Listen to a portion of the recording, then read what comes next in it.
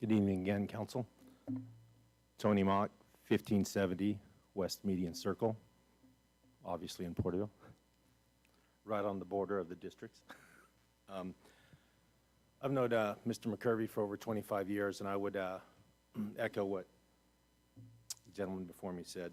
Not only is Ed a gentleman and a scholar, but he has an acute sense for logistics and common sense, which I think is definitely needed in this time that we're living.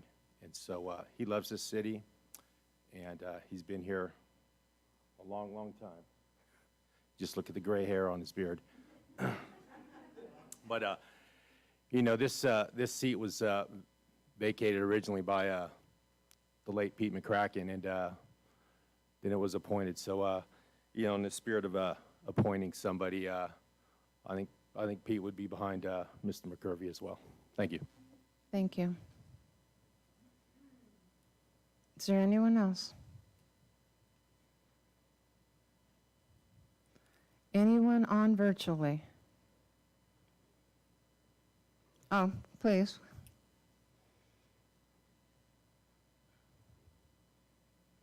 Hi, Dennis Townsend, Townsend Architectural Group, 484 North Prospect, Suite B, and also Tulare County District 5 Supervisor. I'm also here to express my support for Ed McCurvey to fill this position. I know you have a process to go through, and just wanted to lend my voice to a bunch of the folks that are here this evening that have known Ed for a long time. He's really a process-oriented individual, which I think will fit the council, or would fit a board of supervisors for that matter. Being able to look at reports that staff has prepared, as his career's been in logistics. He looks at lots of reports, lots of numbers, and is able to make a decision. In fact, he's done training across the United States in logistics, and so I think he'd be a great fit for this, a guy with common sense and a good direction, and so I'd like to lend my support for him. Thank you very much for your consideration. Thank you. Is there anyone else that would like to come forward? All right, well, anyone on virtually?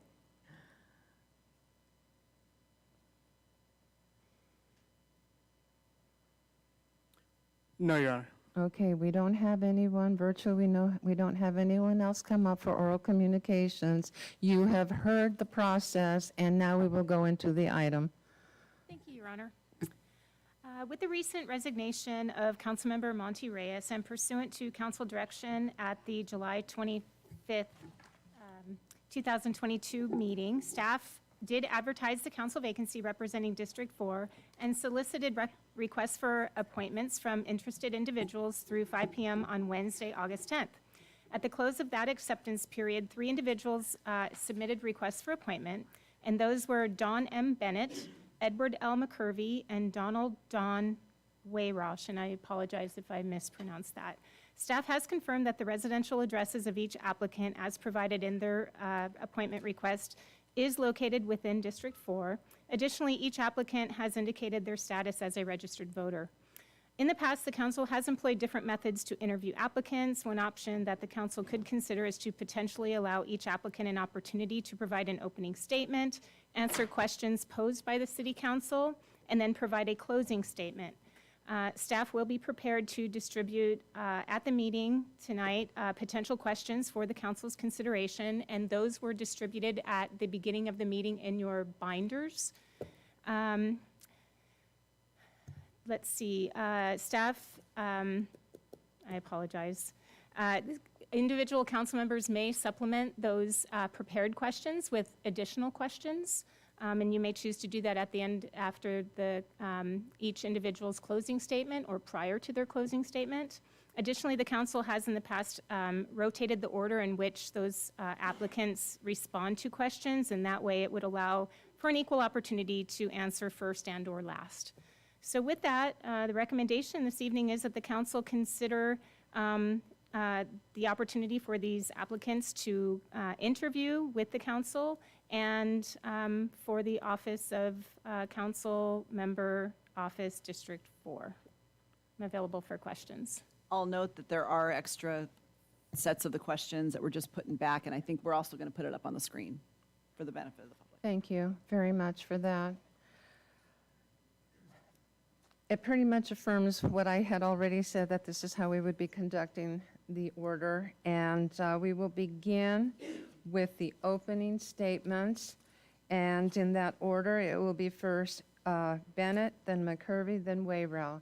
So we will start the interview process, and we will begin with the opening statements, please.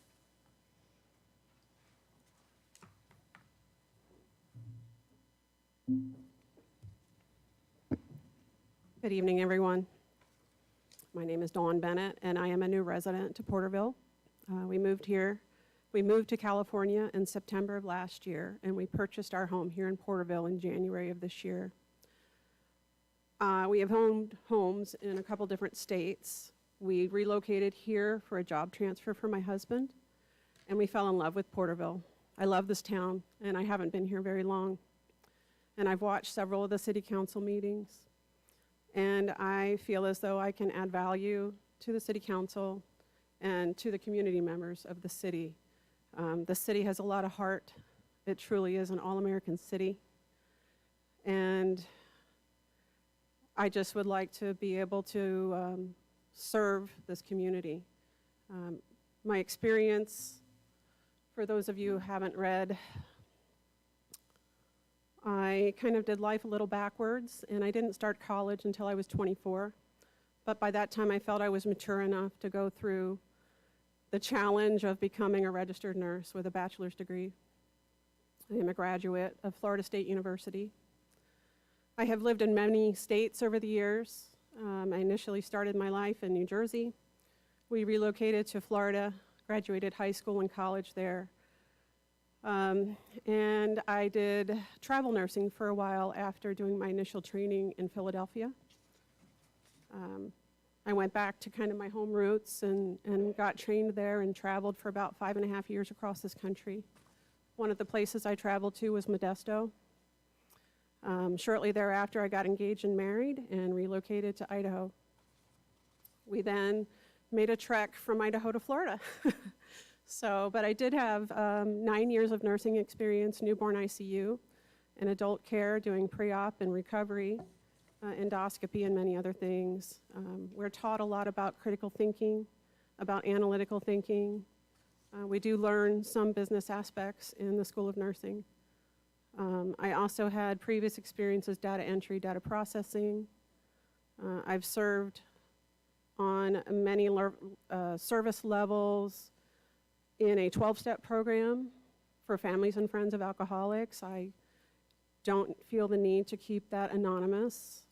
I have members who have had addiction, and I understand the struggle. I lean on a higher power for guidance throughout all of my decisions in this life. And I feel as though I'm a level-headed, but honest and fair person. And I will always hear anyone out. I'm patient. I'm an excellent listener. And I'm a pretty smart cookie.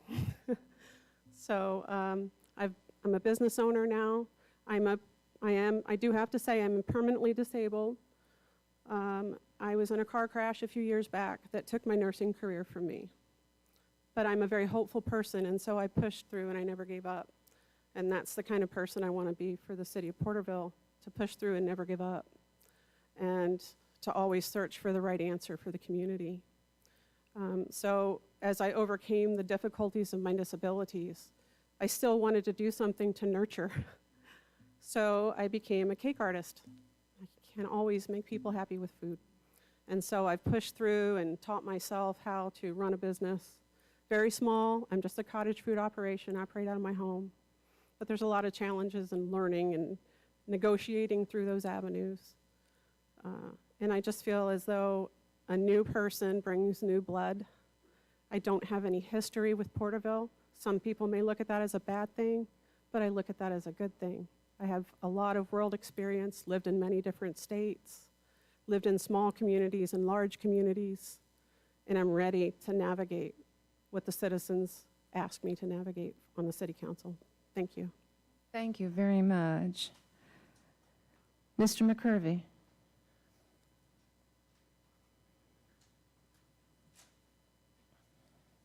Good evening. I've been living in Porterville for 50 years, and it's been a great time. We've raised a family in this city. We've been living in District 4 for 16 years. I have significant experience leading and engaging community organizations.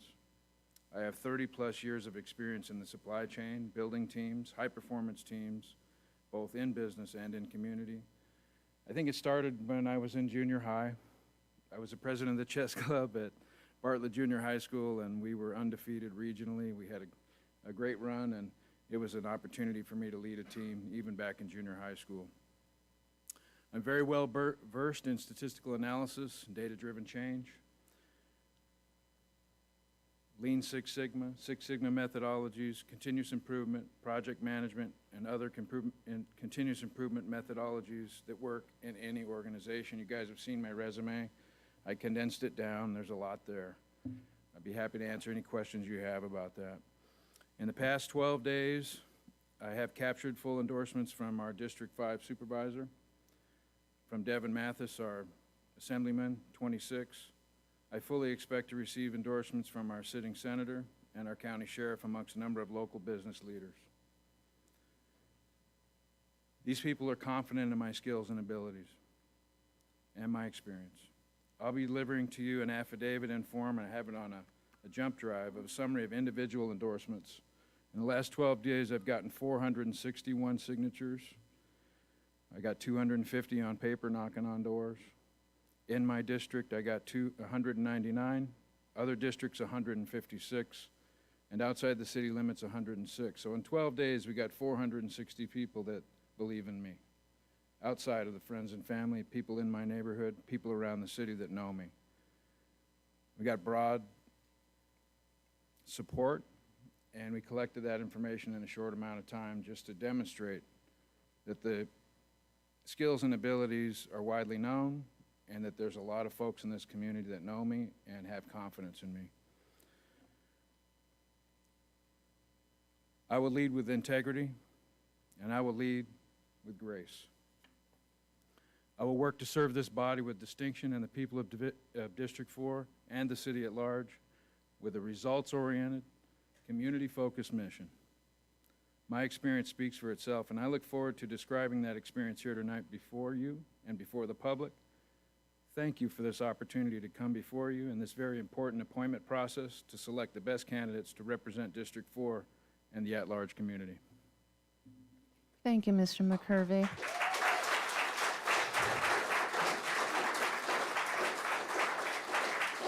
Mr. Wayrow, please come forward.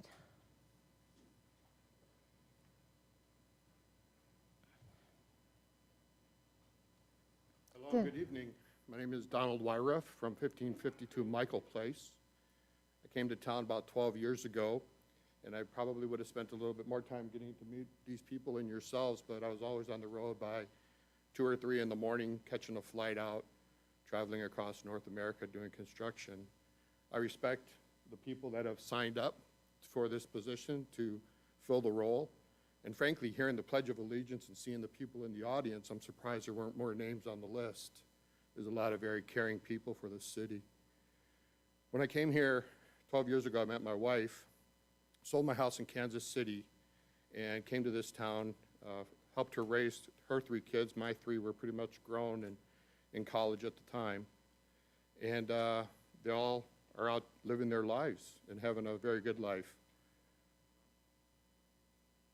I'm a humble carpenter. I started as a humble carpenter. If I didn't nail off a box of nails on the track homes back in the 80s, I was a slacker that day, and I always nailed up a box of nails.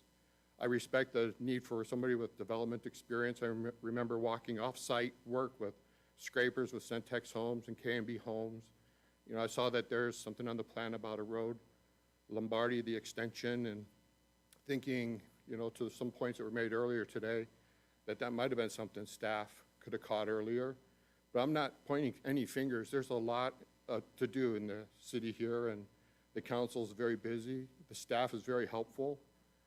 There's a lot of opportunities for the people in the audience and the people at large to support whoever you appoint. And I know that if I wasn't here today, there's somebody that I have on my mind that I just met tonight, even though I'm the least known person probably here today.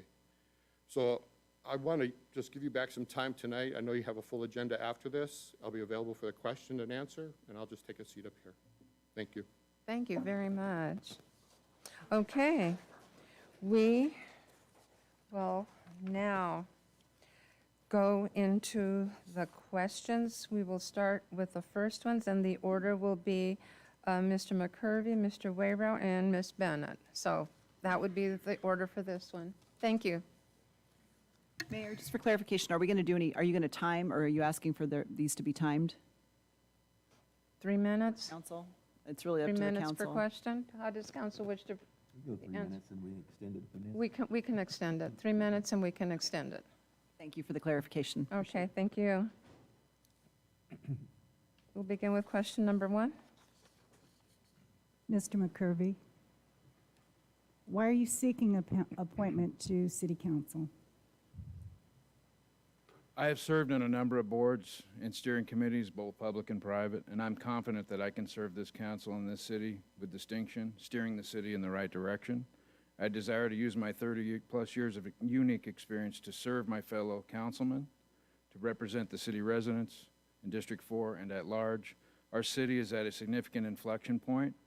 We need to make sure that we're steering our city onto a path of success and growth. We are 250 miles from 40% of the population in the western United States. We are a hub. We are uniquely located agriculturally for outbound and inbound, and I can bring to bear a lot of information from my past experience to share with this council. And that experience, I think, can serve us well in understanding our role in the greater California. Half of the goods that come into this country come in through the port of Long Beach. And half of those goods come within 100 miles of where we are right now, and they're distributed throughout California. There's 50 distribution centers between here and Shafter, and there's a huge opportunity for us to combine the outbound agriculture that we have and the inbound that we have coming in through these ports. And there's a huge opportunity there that I would like to bring to the council and help them understand that process. We have a rich city history and background and an important role in California commerce. Tulare County is known throughout the world for its agriculture. I read some years ago that in our county, we had the highest per capita church ratio in the West. We're basically the Bible Belt of California. We have a rich, vibrant, diverse population and history. If we stop and count our blessings, our city has a huge upside potential. And we are leaders among leaders in many ways. We continue that continuity of leadership with this process tonight.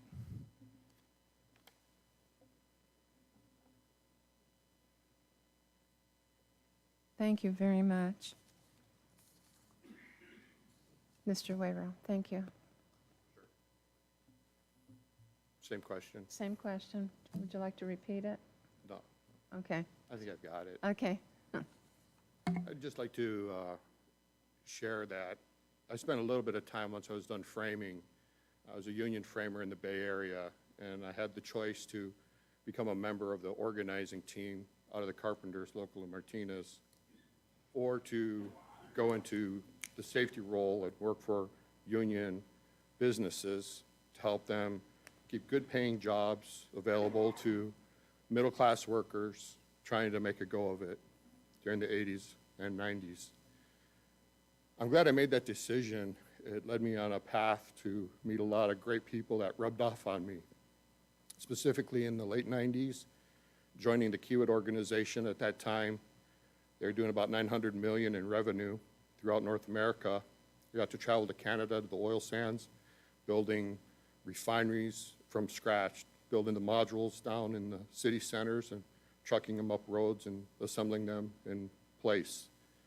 When I left Kiewit, almost 12 years later, it was a $20 billion a year organization, and I was a stockholder. I chose to leave that organization and to cash in my stock to marry my wife, Brenda Welling, who was working at Sierra View District Hospital at the time. And she has a heart for this city, and I saw that early on, but I saw more than that, the heart she had for her children. And she did a lot for the hospital and for the community, helped bring the cancer center here, helped bring the urology clinic to life. She's a very passionate person. Some of you may know her, maybe not. I'm not trying to name drop here. I'm not a politician. I'm just a man who's interested in helping the people in this district have a voice here. I'm an active listener. I understand methodologies and processes. I do understand bottlenecks and supply chains. It's important that we get things done in the city. And I tell you, I know we all are enjoying driving on these new roads that are getting paved throughout the city. It's really nice. There's been a lack of road maintenance, and you guys put it on your plan, and you're making it happen. Throughout my career, I've been able to work together to solve situations, and we didn't call them problems, but if something wasn't right, we all came together, not to point fingers and to point blame, but to figure out what the solution is and to get it done and to move on, and then we just check and adjust. And we had a lot of success in the different organizations I was with. I mentioned earlier that I flew out of, town even. I've been picked up in the Porterville airport. I'd be gone all week and come home.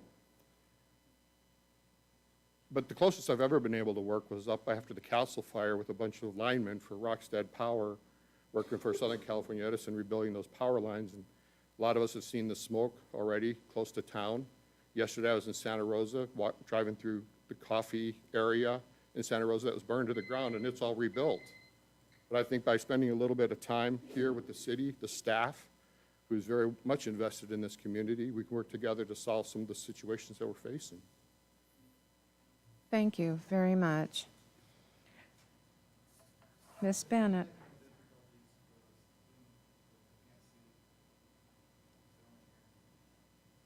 I'm sorry, I didn't hear the question. There's issues they can't see on Zoom. Oh, it's not video, it's just audio. Yes. Thank you.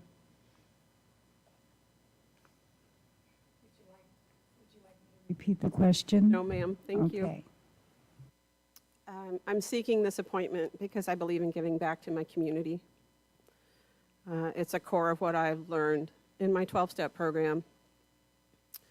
And it carries through every step of every thread of every moment of my life. It has taught me more than what I learned in college. And that is to serve others while serving yourself. And in what that means to me is that by serving others, I get the gift of what I get in return, whatever that looks like. It's different for each individual. And so by being a good listener and showing that I'm attentive to the matters at hand, I get that smile in return that says, you understand what I'm asking from you. Thank you for that. It's the acknowledgement of others. So back to the reason. Seeking appointment to the City Council. Back when Mr. Reyes was still representing our district, I got on the Zoom and I spoke briefly about the condition of the roads in front of my home. And after I had emailed him, and then he said that I should bring it to the council, so I did. And I realized in just that brief experience that this was one way that I could really make a difference. My previous experience is very little in this regard, but I'm eager to learn and serve this community. We intend to retire here and spend the rest of our lives here. And having, again, traveled and lived in many places over the years, the last place that we moved from was Maine. I don't know how much you know about Maine, but it's a very small state despite its size. It's very small communities. My community was about 3,200 people.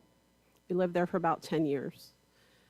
But prior to that, I lived outside of Jacksonville, Florida, which is huge. It's one of the largest city square mileage. So not that living somewhere makes you an expert on anything, but I've certainly experienced various types of city government. And it is my perception that this city government definitely looks to the people for direction. And I want to be that person to look to the people for direction. What is it that you feel that we need? What is it that you feel that is lacking? How can we make that better for this community? I know there's an issue with homelessness. I know there's an issue with drug addiction throughout this community, with mental health issues, and those are certainly a priority. but the safety of all citizens in the city of Porterville is important. So I'm hoping to look in that direction and help achieve those goals. Thank you. Thank you very much. We will now go into question number 2, and the order will be Mr. Wayrau, Ms. Bennett, and Mr. McCurvey. Question number 2. That would be my question. Good afternoon, or evening, I guess now. Please describe your past community involvement experience and how that experience would assist you in being a member of the city council. Thank you. Before I do, I just want to share that I'm not offended at all by the mispronunciation of my name. I've heard it my whole life. And actually, Please tell me. So when my wife got married and she's walking the halls at Sierra View, they asked her, how do you pronounce that? She said, Smith. She's a very wise lady. It's actually Rock. Why, Brock? Rock. Rock. Why Rock? Okay. Rock. Thank you. Thank very you. much. All I've had a right. little bit of involvement when I've been in town. Most recently with the Tulare County Elections Board. I served as a poll worker up here on Henderson at the Veterans Center, and that was pretty enlightening. We went through some classes. I'll again be somewhere in November serving that way. It was really nice to see the turnout and the passion that the individuals brought when they came in. I've enjoyed serving the less fortunate, some Thanksgiving meals cooked at churches. When COVID hit, we took truckloads full of perishables and other groceries to different churches and dropped them off for distribution. I give blood, and it was pretty nice being invited to be a part of the volunteer team with the Red Cross when they did the Sound the Alarm program. We went and canvassed a trailer park up along the highway over by the developmental center, and there's a lot of people that not only struggle to keep food on their tables, but batteries in their smoke alarms. And that day we swapped out a lot of smoke detectors and taught a few people how to get out of their house. Some of them, they couldn't have gotten out their door. I mean, they had to move stuff just to open the door to let me and a couple other people in to talk to them about the fire alarms, the smoke alarms. So, haven't been feeding the homeless under the bridges, but when I first came here, there used to be a group of people that would make sandwiches and pass them out. But that's about the extent of my community involvement here in Porterville as a volunteer. It's always good to do. I do enjoy when other people volunteer. I've enjoyed the parades on Main Street. We haven't had them. I haven't been to one in a few years, and then there's a couple of years we didn't have them because of the COVID. But there's a lot of dedicated people that want to see the good things in this community often, and they roll up their sleeves and get to work at what needs to get done. And being a part of that's pretty rewarding. Thank you. Thank you, Mr. Wyrock. Did I get it right? Okay. Okay. Ms. Bennett? Ms. Bennett, do I need to repeat the question, or you can probably read it? I'm good, thank you. Okay. So I was over there sitting in the chair looking at that question and asking myself, community involvement experience. Well, I think I got a lot of that as a nurse. I served the community as an RN. You deal with a lot of people on the day-to-day. Some days, and particularly in the newborn ICU, you're dealing with parents who are in extreme angst over the illness of their child. You see people at their worst and their best. And then going over in adult care, you interact with people of every age and every walk of life. And you learn a lot about the world through their experience and their eyes. And I would have to say that as a nurse, particularly traveling across this country and interacting with people of every faith, of every color, of every creed, I bring that knowledge and experience to the table. As far as actual community involvement within the town of Orland, Maine, where I resided prior to moving to Porterville, I helped to push through a food self-governance ordinance in order to help the community be more self-sustainable and allowing small business operations to be able to function from their home and not have to go through so many political hoops, so many so much red tape in order to function in a business in small town Maine, where people are starving in the winter because the primary money makers in Maine are seafood and trees. And when a lot of the work went to Canada for the trees, Maine got poorer. And so in helping push through this food self-governance ordinance, it allowed others to sell their goods from their home. So as you can see, just through that one little task, I was able to help the community help themselves. There can be so much red tape sometimes. And I have to say, applying for my business license here was definitely one of those. I am licensed now here in the city of Porterville, but thanks to the state of California, I'm still waiting to finish getting my Tulare County permit. So there's a lot of red tape that we can look at as a city council and try to make it easier for people in the community to function as a business. Thank you. Thank you very much. Mr. McCurvey.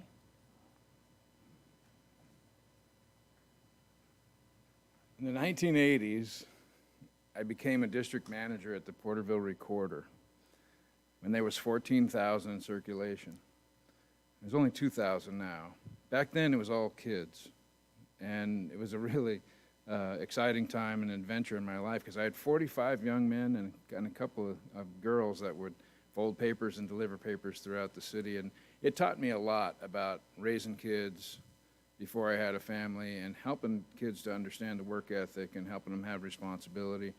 And it really helped me to get engaged in the community because one of the things that we did with Paul Kerrigan, our circulation manager back in the 80s, was we created the Carrier of the Month. John Stockton was in the newspaper if you ever look up that picture with me and John Stockton over at the Elks Club. I had a mullet back then.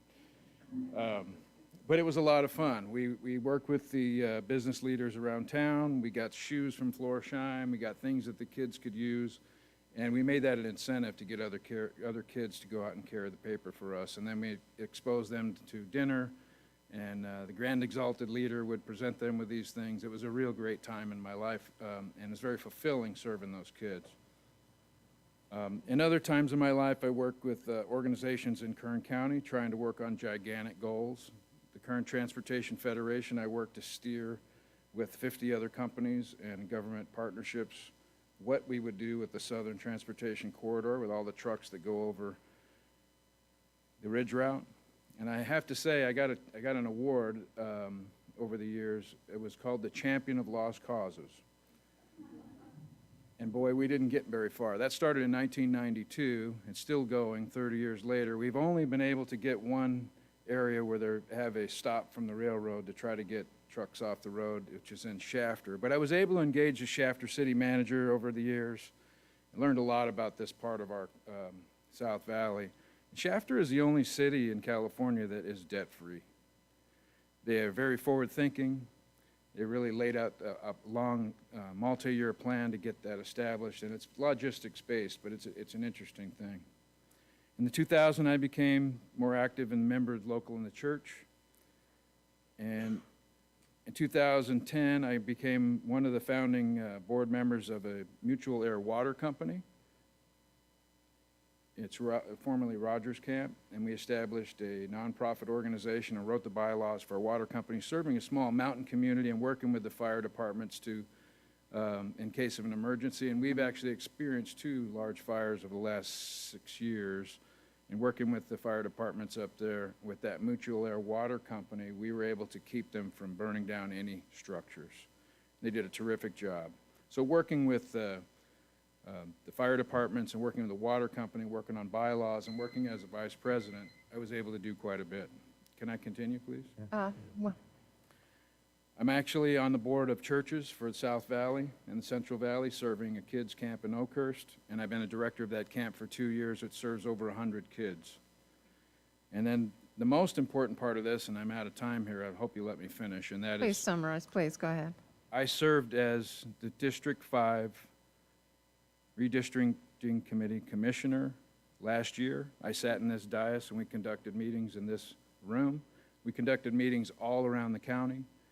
And I got to understand the communities of interest throughout the county. And to make it a succinct point, what I learned most about that and how to serve this community is just because we're in Porterville, we have the communities of interest in Terabella and Ducor and Rich Grove and Springville and the mountain communities and the tribe, and we have this huge connection to this greater area and this huge responsibility to serve those folks. I learned a lot on that commission. As a commissioner, I served well, and I would like to submit to you that that gives me a lot of expertise as I enter into this interview with you. I want you to understand that I've sat in that role. I understand where you're at to a degree and from a different point of view, and I have a lot of experience understanding the community very well. And that will help me to serve. Thank you very much. Okay, we will now go on to question number 3. Vice Mayor? That's fine. So the order we have is Bennett, McCurvey, Wyrock. Wyrock. Yes. So question number 3, are there any particular interests that you have in seeking, Are there any particular interests that you have in seeking to be appointed to the city council? The abrupt answer would be no. I'm just simply here to serve the community at large. As I am just running a cottage food operation from my home, I do not work full-time, so I have all of the spare time in the world to dedicate to the city council in the city of Porterville. And I would gladly do so. I just want to make a difference in my community and give back. My family, on my father's side, they were farmers.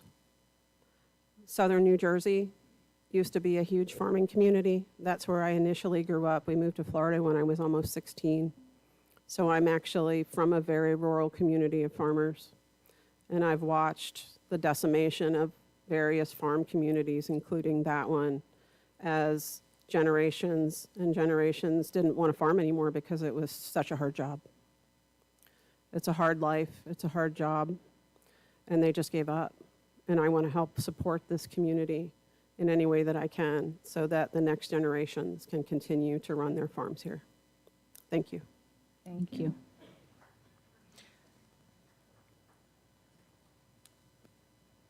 McCurvey? I think I got it right. Yep. I'll keep it shorter. The other one with my experience was a little long. My primary motivation for the city council is really to just offer my unique skills and abilities and experience in service of this great community. I'm eager to help the city achieve its stated goals and project priorities. In collaboration with the people of Porterville and the council, the members from other districts, I want to give back to this community my time, my passion for success. I have been richly blessed in this community for more than 50 years. I raised a family here. I made a life here. I desire to help the city to continue its rich history and legacy of faith and family and freedom and the values that we hold dear.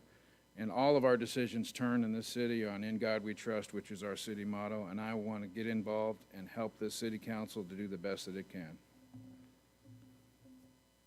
Thank you.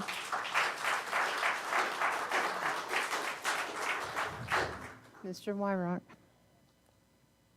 Thank you. I don't see a lot of graffiti around town. I don't see a lot of crime, though it happens. I think a particular interest that I have in being appointed is to help keep the crime rates low and to support all crime prevention programs. Law enforcement, first responders, you know, the reason my son's in law enforcement, Deputy Sheriff, Santa Clara County, and he's been unable to tell me some of the experiences that he's had on the job. And installing those smoke alarms, we knocked on the door and the lady said she was okay. Her alarms worked and we didn't need to go in. So we thanked her for greeting us, and as we're walking away, I turned around and I looked and she's looking at us. And I said, "Is there something else?" And she said, "Yeah, my friend died in a mobile home fire about 6 months ago up in, I don't remember where it was, Nevada or somewhere." And when our first responders have to respond to tragic situations, it's bad enough a mobile home fire, but if you see the people out there on the street, you know, it gives you it's a different tempo, if you will. But when the people aren't there, but they were home and seen, it just raises the level of stress. And I think first responder and law enforcement, health and safety is really important, as well as wellness. School safety, you know, the what-if scenarios, I'm sure that the school board has thought about those and maybe run some drills. How have the teachers been trained? Are they ready? We hear stuff in the news about teachers carrying, and some don't want to, some do. I don't have an opinion on that I'd wish to share at this time. But school safety is really important. I have a grandson that goes to school off of Lombardi, and I'd hate for something to happen to him, as we all would hate for anything to happen to anybody's kids in this town. Construction, the Coffee Park area in Santa Rosa, they fast-tracked a lot of permitting and costs, and there's been a lot of discussion with the California realtors about affordability of housing, and appreciate the city making these accessory dwelling units available. So working more on that, and with Public Works Department to maintain critical infrastructure services, including water supplies, is pretty important. And then I just would like to understand a little bit better early on, should I be appointed, the emergency response system, should something happen where a lot of people are impacted. I know we have a lot of lessons learned when the well went dry, but what are the other 4 or 5 things that could really impact the people of this community? And what's the plan, and are we rehearsed? And do we have the connexes full of water? Are we just going to count on the distribution center to help us all have water to drink? Thank you very much. We will now go into question number 4. The order will be Mr. McCurvey, Mr. Wyrock, and Ms. Bennett. Question number 4 is, how would you describe the role as a member of City Council as well as representing the district area in which you reside? I would describe that role as informed, engaged, and available to the people who we serve, maintaining stability in government as the city works to unify and restore a vibrant community that has been rocked by a tragic fire, challenged with homelessness, fractured by a pandemic, and it's divided our communities. We need to restore that spirit that we have at Porterville that I grew up in. We must restore that unity of this vibrant community with steadfast leadership. And we're facing some economic uncertainty, and we need to keep our eyes open on what is in store for us in 3 to 5 years out. And we're in a time of great change in technology, and if we continue to keep our faith and our family values, then the decisions that we make will help us to grow responsibly through this great change. Thank you. Mr. Wyrock, please come forward.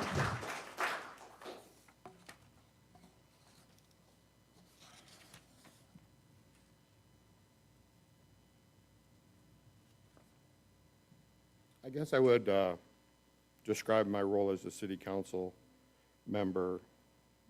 It would be, I've learned the importance of listening. I learned it when I was, first time the most influential was, we had moved to California. I was in 10th grade, and my mom said it's time to go to church, and I thought if I just stayed in my pajamas, I wouldn't have to go to church. So then it came time to go, and the bedroom door came open, and she grabbed me and dragged me through the house and out the front door, and I was a pretty big kid. I came around the corner of the garage with Mom dragging me, and there's my grandma and all my brothers and sisters, and I thought, boy, I better go get myself in some clothes, or I'm going to be in church in about 5 minutes in my pajamas. The people of this community speak out. I remember I made a phone call one day when I was sitting at a stoplight at 3 a.m. over there by Monache, and I'm waiting for the light to turn green so I could make a left and head to the freeway to get out of town Monday morning, and I'm waiting, and I was so tempted to run that stoplight. I did it a second week. Third week, I picked up the phone and called. The fourth week, I pulled up to that light, and as I'm pulling up, it turned green. So I don't know who in the city department made that happen. I recently made a phone call about some pedestrian crosswalks outside of Holy Cross Church on North Grand. Those aren't quite down yet, but there's a lot of pedestrian traffic there, a little bit of a risk, and I'm sure that that'll get solved soon. But I really want to listen to understand the residents' needs and be able to share with them the bigger picture that the staff and the council has agreed to move forward with, to just open up the dialogue and to receive and provide open and frequent communications and a timely respond to any requests. Thank you. Thank you very much. Ms. Bennett?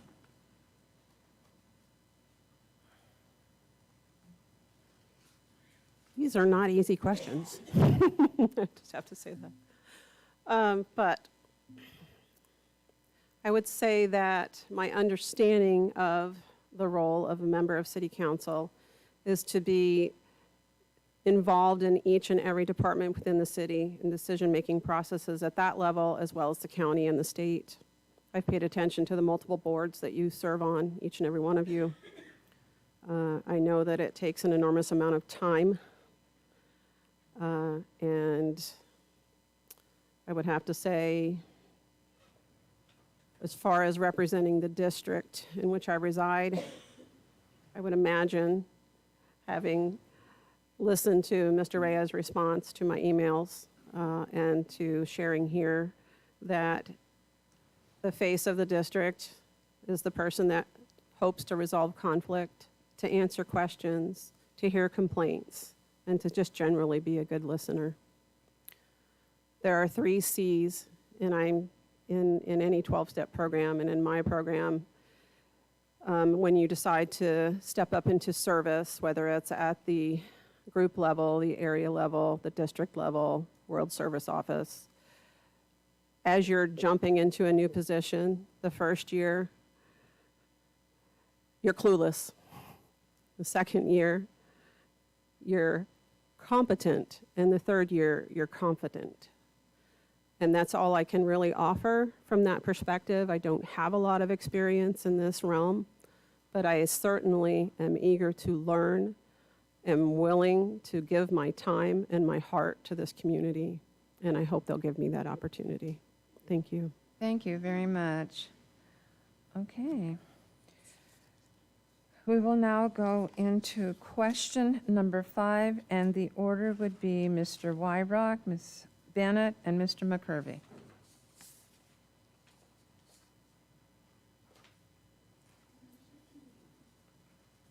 Hi. What would you consider to be the greatest challenges and opportunities for the city over the next year? Okay. We're going to do this again.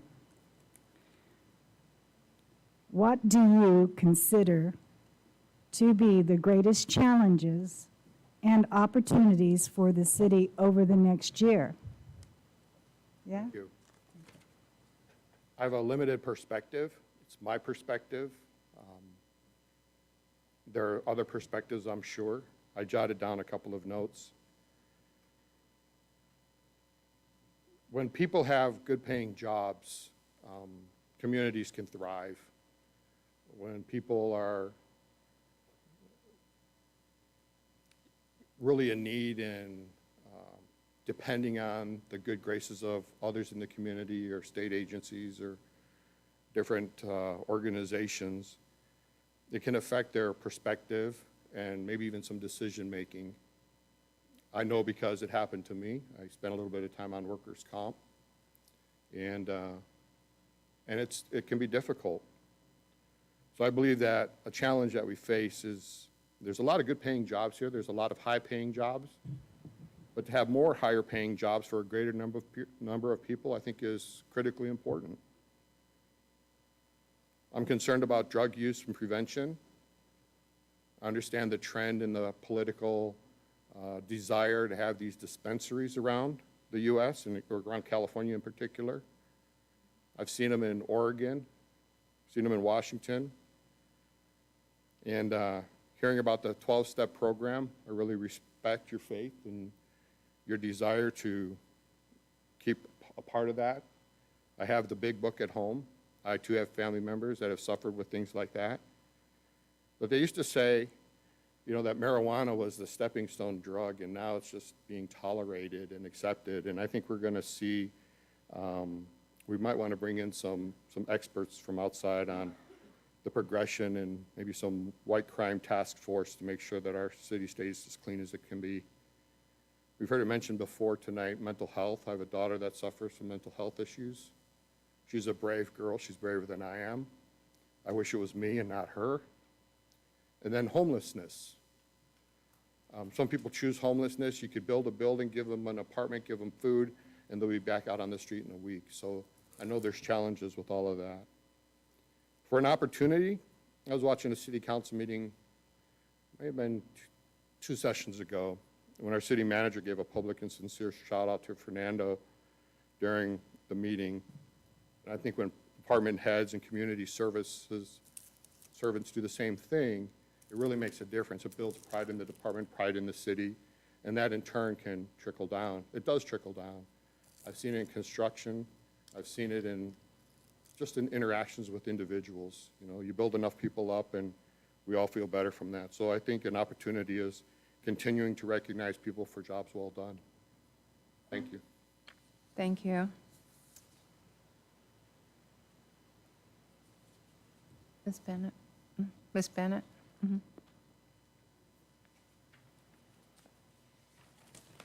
Would you like me to repeat that question? No, ma'am, I'm Okay. good, thank you.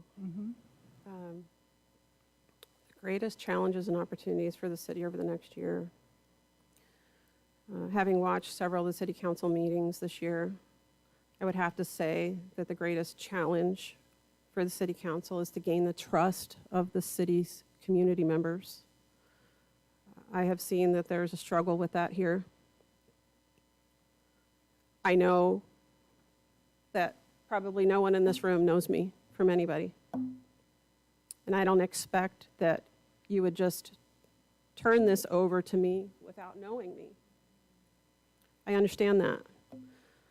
But I'm just an all red-blooded American, grew up in a small farming family, have had a hard life, had worked hard for everything that I've had it taken away from me at the hands of a careless woman behind the wheel.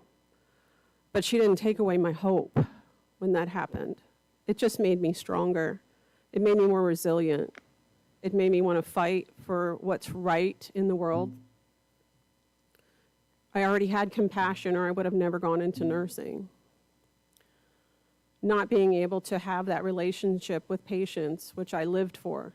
My profession became my identity for a very long time. But I had to learn, after having that job taken away from me from the car wreck, that I was still a whole person without that career, and that I could become something else. I could evolve, I could change. And there were a lot of hard times, a lot of dark times, but I came out stronger in every way. And God has given my family many blessings. The blessing of being here in Porterville. We had God with us in every step of that journey, getting here. It was just gift after gift after gift. I'm here for a reason. I'm in this city for a reason. God brought me here. God brought my husband and I here. And I have to say that that would probably be my purpose here in this community, is to serve this community. As far as opportunities over the next year, an opportunity to make a difference in this community in a way that counts. I know that there's a hard job involved with this. There's a lot of hard decisions that have to be made. But we also have to be able to connect with the heart of the community, and I want to be able to do that. Face to face, hand to hand, door to door, however I can. Thank you. Thank you. Mr. McCurvey?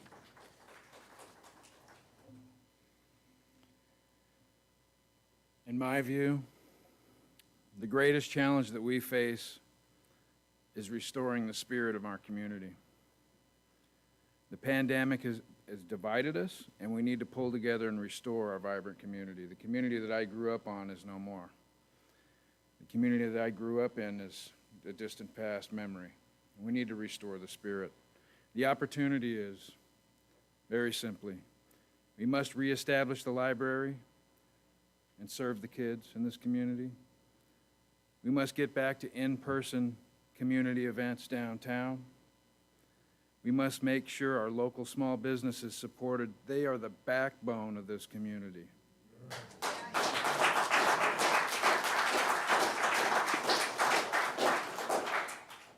We need healing. There's a lot of trauma out there in a lot of different places, mental and physical. We've all been through it. We need to get back to normal. We need to start playing ball again. We need to start supporting our kids. We need to start being a great community of thoughtful, caring people again. That spirit needs to be restored. That's the opportunity and the challenge. Thank you very much. We will now go on to question number 6. And the order of question number 6 will be Ms. Bennett, Mr. McCurvey, Mr. Wyrock.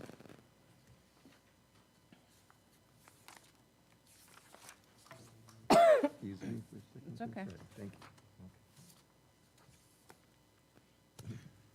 Ms. Bennett, if appointed to the city council, do you plan to seek for re-election in November 2024? I would just have to answer that with, I guess we'll see. I think that's a fair and honest response. If the community is accepting of me as an outsider and is willing to give me that opportunity, and in the short 2-year time I'm able to prove my value, then I would look to the community and ask them if they would like me to step up and retain the position as city council member. Because if I'm not going to the community and feeling their heartbeat and knowing what it is that they need, then how am I serving them? This is not a position for selfishness. This is a position for giving to the community and giving to the city. And so we'll just have to see. I'm hopeful, but it's really up to them. Thank you. Thank you. Do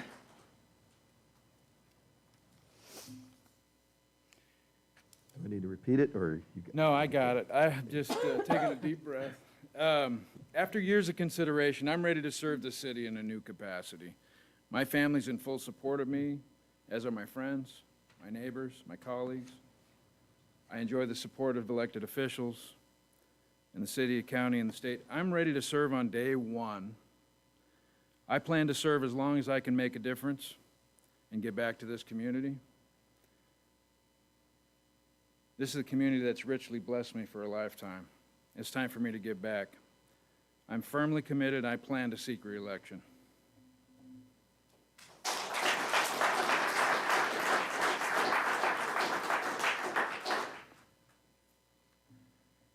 Please, go ahead. Thank you. I'm sorry. Well, I don't have any political aspirations. However, in November 2024, I would seek re-election for sure. Thank you. Thank you. We will now go into question number 7, and the order will be Mr. McCurvey, Mr. Wyrock, and Ms. Bennett.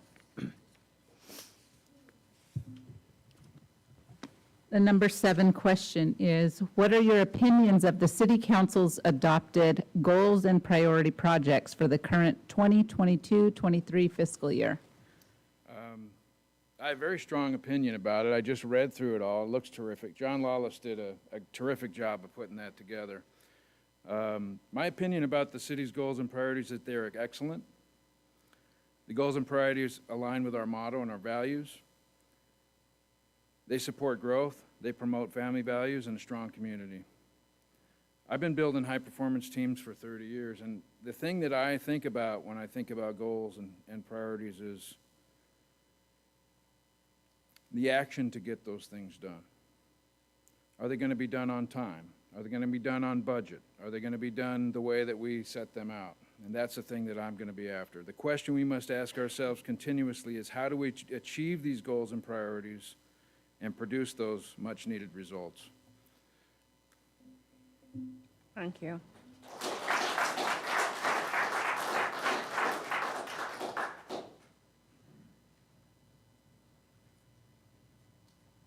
I think the City Council's adopted goals and priorities are a solid list. Follow-on actions and incentivizing maybe some fast-track completion, maybe with some longer warranty periods for the contractors, I believe is pretty important. I know one of the items on the list, well, all these items on the list, I did not hear from my council member about them. I didn't read about them in the newspaper, so there may be an opportunity to open the venues of communication throughout all the districts about what the plans are here. And I think there's enough people in this audience that if it just starts with us to rebuild community pride, it's going to be looking pretty good a year from now. Public safety, I think, was one of the things, the fire and police. Saw the retirement of a couple of officer canines. I'm not sure if they're being replaced, but whatever they need, I would support getting that done. The ARP funds, they're small businesses, particularly restaurants. Main Street, you know, when we do Main Street, that's got to happen fast. Those businesses have already suffered through COVID, and now the lack of people being able to get through there because construction work is going on. I mean, that thing should be clean enough in the morning at 7 o'clock after the contractors work all night that if somebody drops a sandwich, they can pick it up and eat it because it's all brushed and it's clean and it's ready with no trip hazards for the people down there. We need to take care of our small businesses. Public safety is huge.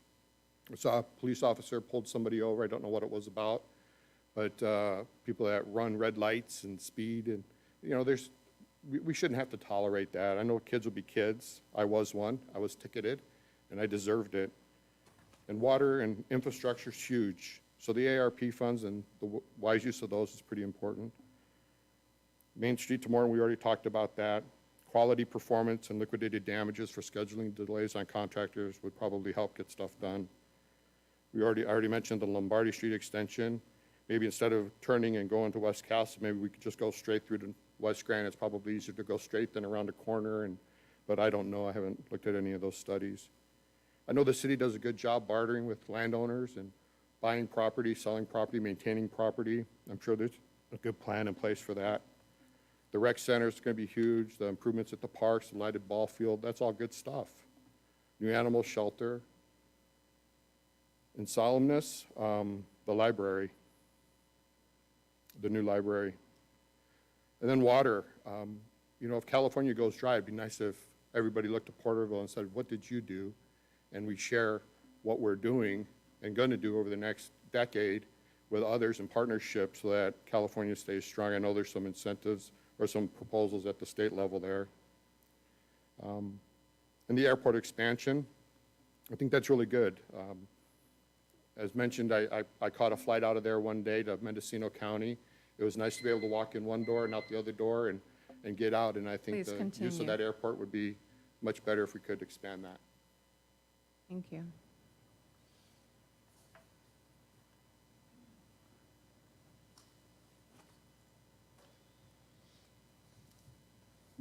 My opinion about the city council's adopted goals and priority projects. I don't really have one. These have been established. I'm here to simply help achieve the end goal. Whatever I have to do that, I'm willing to do. I'm willing to do the work. I'm willing to look at the next budget, which will be interesting. I know there's a lot of roads that are coming up for repair. I know that safety is a big concern for this community, and I'm for anything that supports improved safety in this community. It's a small thing, but as a person with a disability, walking on some of these streets and sidewalks is challenging. I can't imagine someone who's more disabled than myself. I get around pretty good. I see a lot of people who don't. So I'm grateful that that is definitely on the horizon for this community. I just want to support the community however I can. I think that they've done a good job at trying to connect with the community, but there's always room for improvement, and I hope I can do that for you. Thank you. Thank you.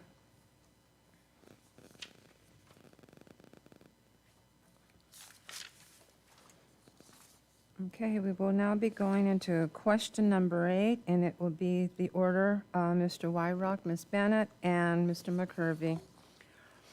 Are there any particular city council committees that you are interested in participating? Yes, I would also lean on the staff and the council to point me in the right direction where they feel that I could maybe best serve. But my interests are the fire and police, public safety, public works, the general plan, economic development, There's a committee that's working with the Development Block Grant Advisory and Housing Committee. I think that one is pretty interesting.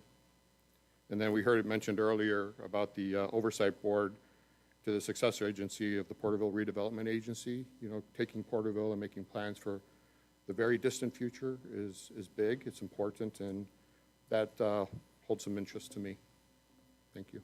Thank you. Ms. Bennett?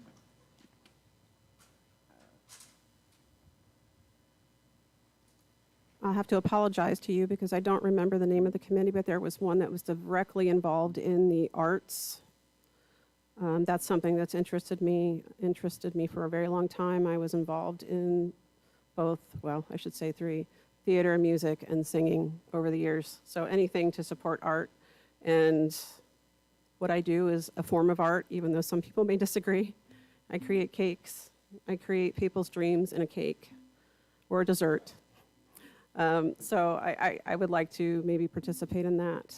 But anywhere else that I could add value, I would not object to any committee that I could add value. Thank you. Thank you. Mr. McCurvey?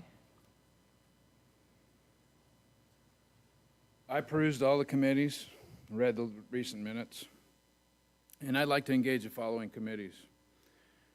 Audit Committee, really good with numbers. My first large role in the region in 2003, I had a $60 million account and had to manage that amount of money on my own.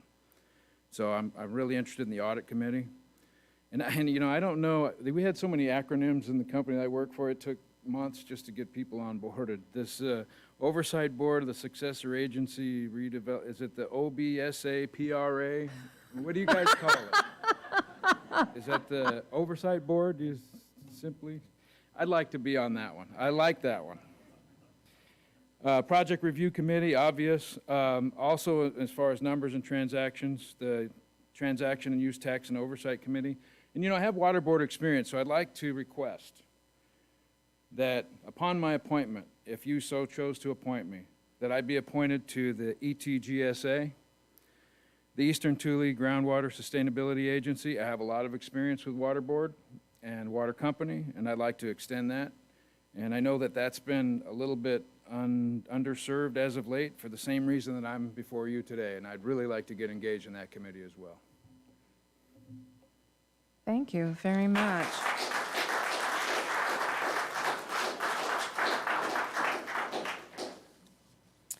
Okay, we will now go into the process of your closing statements, and then after your closing statements, I will look at council to see if they have any question of you that is not on the list, okay? So in the order of the closing statements, we have Ms. Bennett, Mr. McCurvey, and Mr. Wyrock.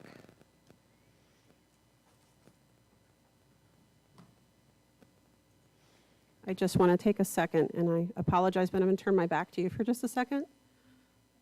I just want to say hello to you all because I've not met any of you, and I've had my back to you all night, so you can see my face. I just feel like that needed to happen so we can make that connection. Thank you. I did not prepare any of my statements tonight. I'm just allowing God to guide me at this podium tonight, and to hopefully put good words in my head and out of my mouth. I am perfectly imperfect. I make mistakes, but I've learned through that process that sometimes an apology goes a long way. I'm able to do that. I was not 10 years ago. I was always right. I knew everything. So going through the things that I've gone through, suffering from perfectionism and OCD,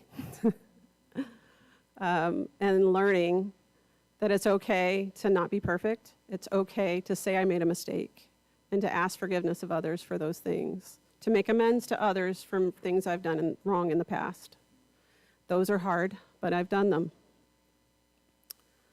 In this job, sometimes you have to make hard decisions and apologize for them later. I have no problem doing that. I want what's in the best interest of this community and its members. I'm not afraid to work hard. I'm not afraid to get dirty. I'm not afraid to get out there and pick up garbage with the community to keep it clean. If we do get graffiti, I'll get out there and I'll scrub with the neighbors.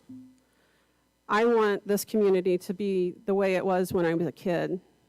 When I was growing up, everybody looked out for everybody else's kids.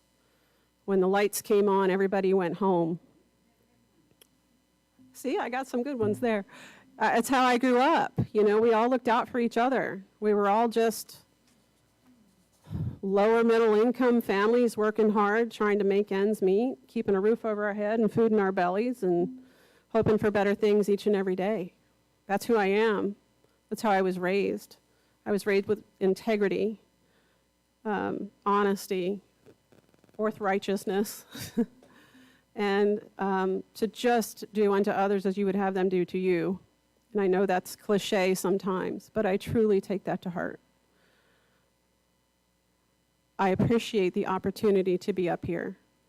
And from what I've heard, I think all three of us bring different things to this table, but I think we all bring good things to this table. Thank you. Thank you.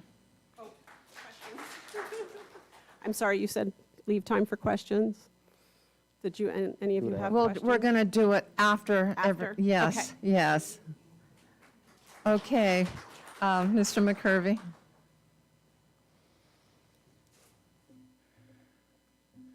Well, I'm trying to make the case tonight, and I got a great resume. I know I'm supremely qualified for this city council position. I have many endorsements, as I said, and, you know, a lot of interaction with my local community in District 4. I'm determined, I'm persistent, I'm tenacious. I love kids, I love church, I love community service. I'm a devoted husband, father, and a community leader. I devote money and resources to children and children's causes and family causes because I know the children are our future. Please appoint me to this position so I can begin serving my community in this new role on day one as councilman.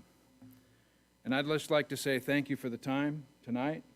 I'd like to say thank you to all the folks that came to support me.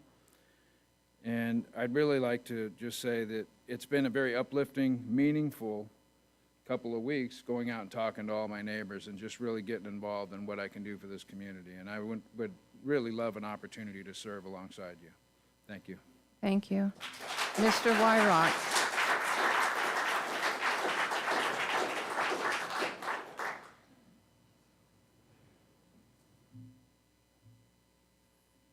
So I just jotted down a couple of notes while we went through this process, and you guys have an easy decision. There's three candidates that are asking for the position. And I think there's a fourth one, right? You could say no to all and pick someone else. I think I read that. So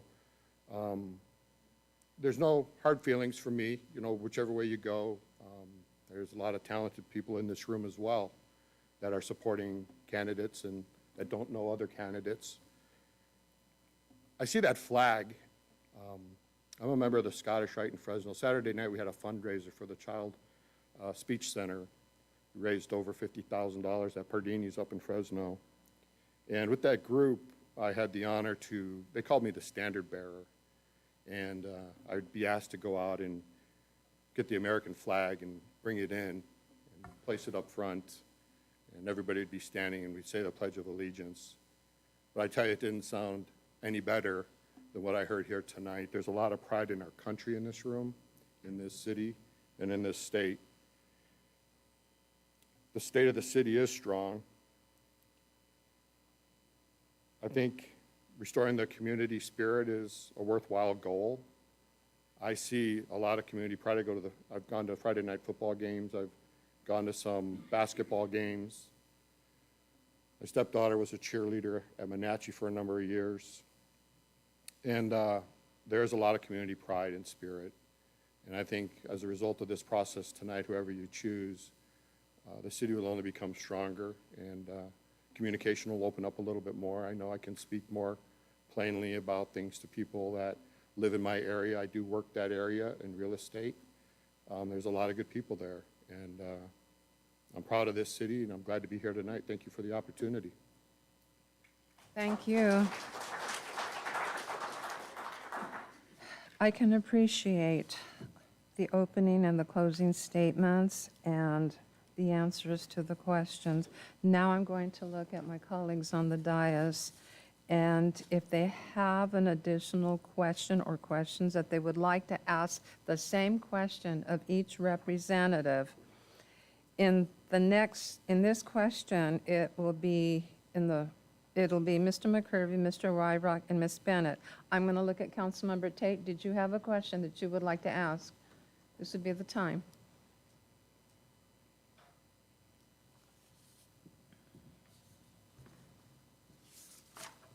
I was in your position about a year ago.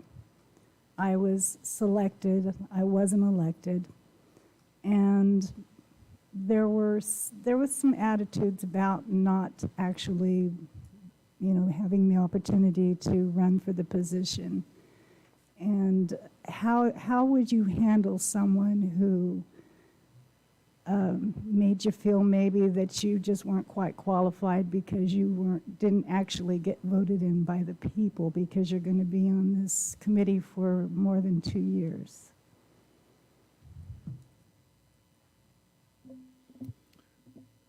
I would answer that this way.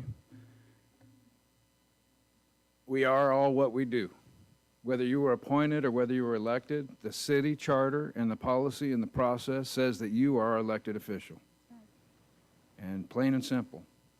And I hope that, good luck on any reelection campaign, but that's how you got in, and that's how I may get in tonight, too. That's what I was trying to find out, is how you felt about it. You already know how I feel. Mr. Wyrock?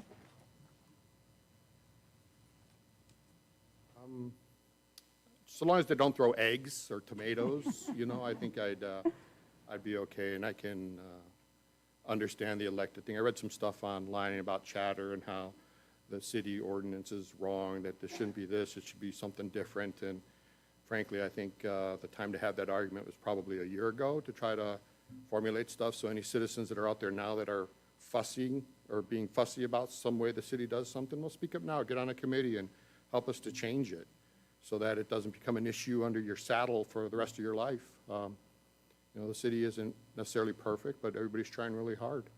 So again, so long as they don't cause harm to me or other people, I think I can let the water roll off my back. Thank you.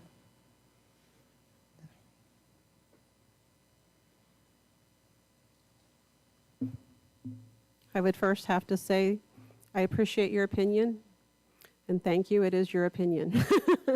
Everyone is entitled to their opinion, but until I'm given the opportunity to prove my value and my worth to this community, I know that there's going to be some difficulties if I'm chosen. And I'm okay with that. It's one great way to get to know me. Come in and hit me with the hard questions. Tell me that I don't deserve this position, and I'll say, well, other people would disagree with that, but let me give me the opportunity to prove my worth, that I can do things that make you proud of the city. Thank you. Thank you. Councilmember Stowe? Yes, thank you. A couple of you mentioned that there's a need for structural improvements within the city. Are you willing to support a tax increase to achieve these issues? Well, that's a great question. I'm sorry, this is the second question, and the order would be I apologize, Mr. Wyrock, and then Ms. Bennett, and Mr. McCurvey. I could use some coaching.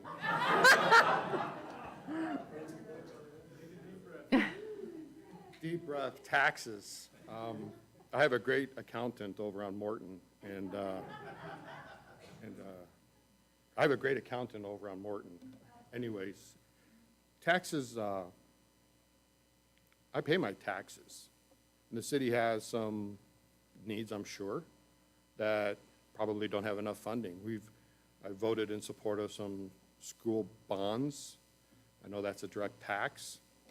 I also was fortunate to have the city manager at a function at Fugazi's a couple of months ago with the realtors, And I have brought up the fact that why don't the new people and the new businesses pay their own way? We talked about Mellow Roost tax districts to sell those bonds and get that money in here and build that infrastructure. Then the people that live there, they can pay for it.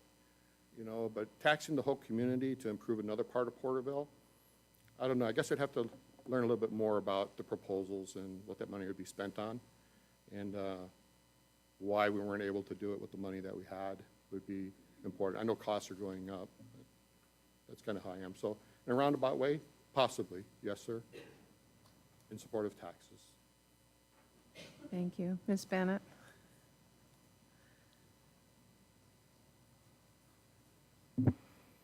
I keep having to lower this darn thing. Am I short? Taxes. It's always a sensitive subject. When I realized that our city has the highest tax in the entire county, I have to say I was a little perplexed when I experienced firsthand the conditions of the roads. And I know that, you know, for a lot of people, it's just frustrating, you know, where's all our tax money going to? But as a person who, I drive the truck because with the cost of fuel, my husband can't afford to drive that thing all the way up to Three Rivers. So the truck runs rough. It hits every bump and I feel it, and my back and my neck tell me about it.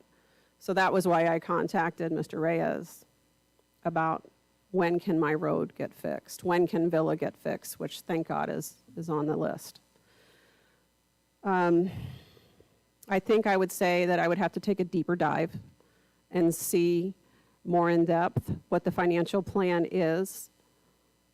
But I definitely think with having the highest taxes in this city and the entire county of Tulare, that would warrant that deep dive and a lot of conversation with each department to make sure that funding in each department is where it would need to be.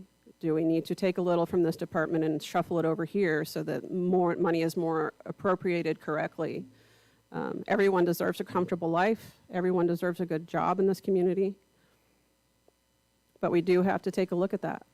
I would have to say that would definitely, I don't know that I would be willing to tolerate another tax increase for that. I think that there are other ways that we could find a solution. I believe in bringing the solution, not the problem. So I would certainly be willing to do the digging to find a better solution than increasing the tax. Thank you. Thank you very much. Okay, Mr. McCurvey. Good. Yeah, so everything's about limited resources, right? On the water board, we raised some taxes because we had to build something.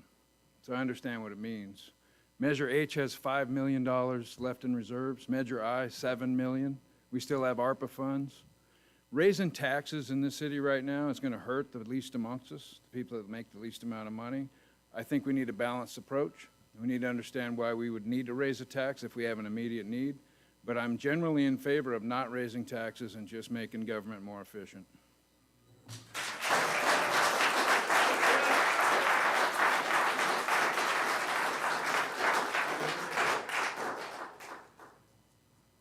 Vice Mayor.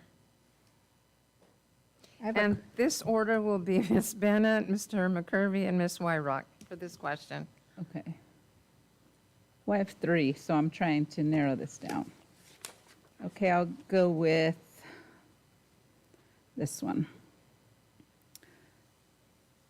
So what do you think about our city's growth with the new casino and new businesses? First, what are your thoughts on that? And then if you support that, how would you support that? I'm excited. I'm super excited. I believe that the casino, being just on the outskirts of the city, is going to bring a huge amount of business to the city. But we also need to make sure that our small businesses are recovering appropriately from COVID. I know that that's done a lot of damage to small business. So again, diving in and looking at the inner workings of how we all support that would be appropriate. I look forward to what comes with that. I see that Tachi Palace brings a lot of business to that area, so I imagine having Eagle Mountain here is just really going to pick things up tremendously. The more traffic, the more business, the more success. in every aspect. We generate more revenue with the larger number of visitors that we bring here. So I look forward to all of that brings, as long as we continue to support the smaller businesses. Thank you. Thank you. Mr. McCurvey. You know, as a 50-year resident, I've watched our city turn away a lot of great projects. Ruiz Foods, Super Walmart didn't build. There's been a lot of opportunities over the year, and the city's missed out on them. Right now, we're looking square at a huge opportunity, and we should embrace this and do everything we can to build this up. This is a huge opportunity to bring in revenue from outside of our city and to bolster other business in our city, because we're going to be bringing people from other places. 60% of the people that go to the casino are coming from Kern County. They're going to come up here as a destination, and they're going to spend their money here as a destination. We need to support this thing with everything we've got and combine it with other things in our city so that it is a juggernaut. A rising tide raises all boats. Thank you.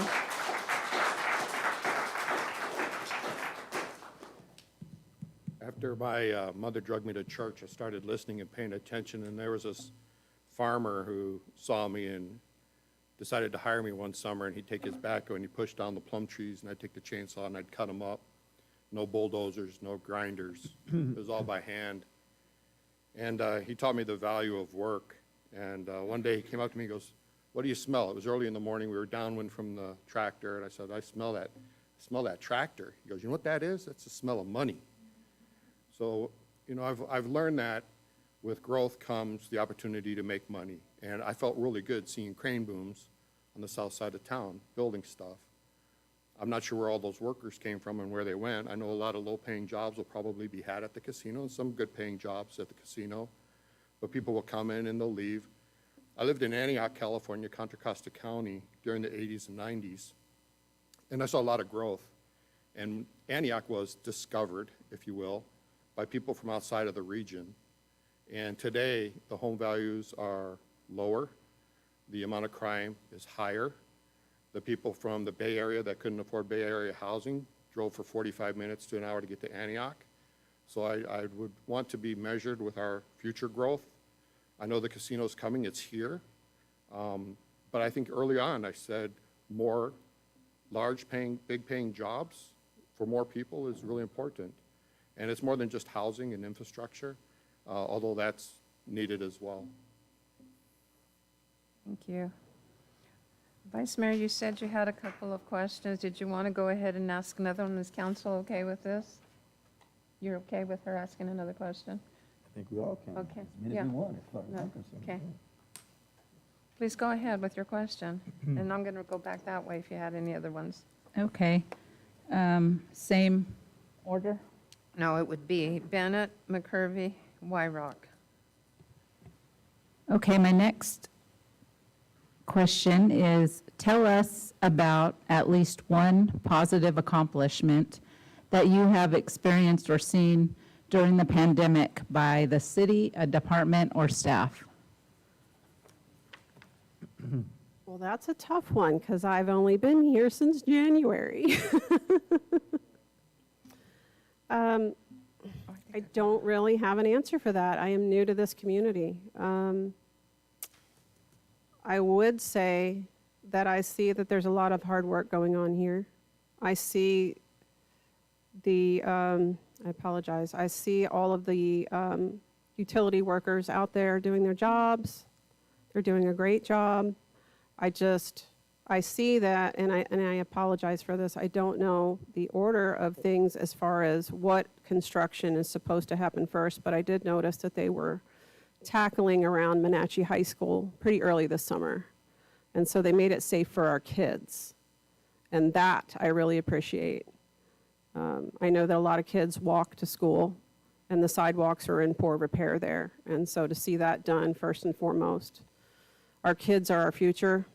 We have to do everything to make them safe now so that they can grow up and be someone like me who can come up here and try to serve this community in a greater capacity. Thank you.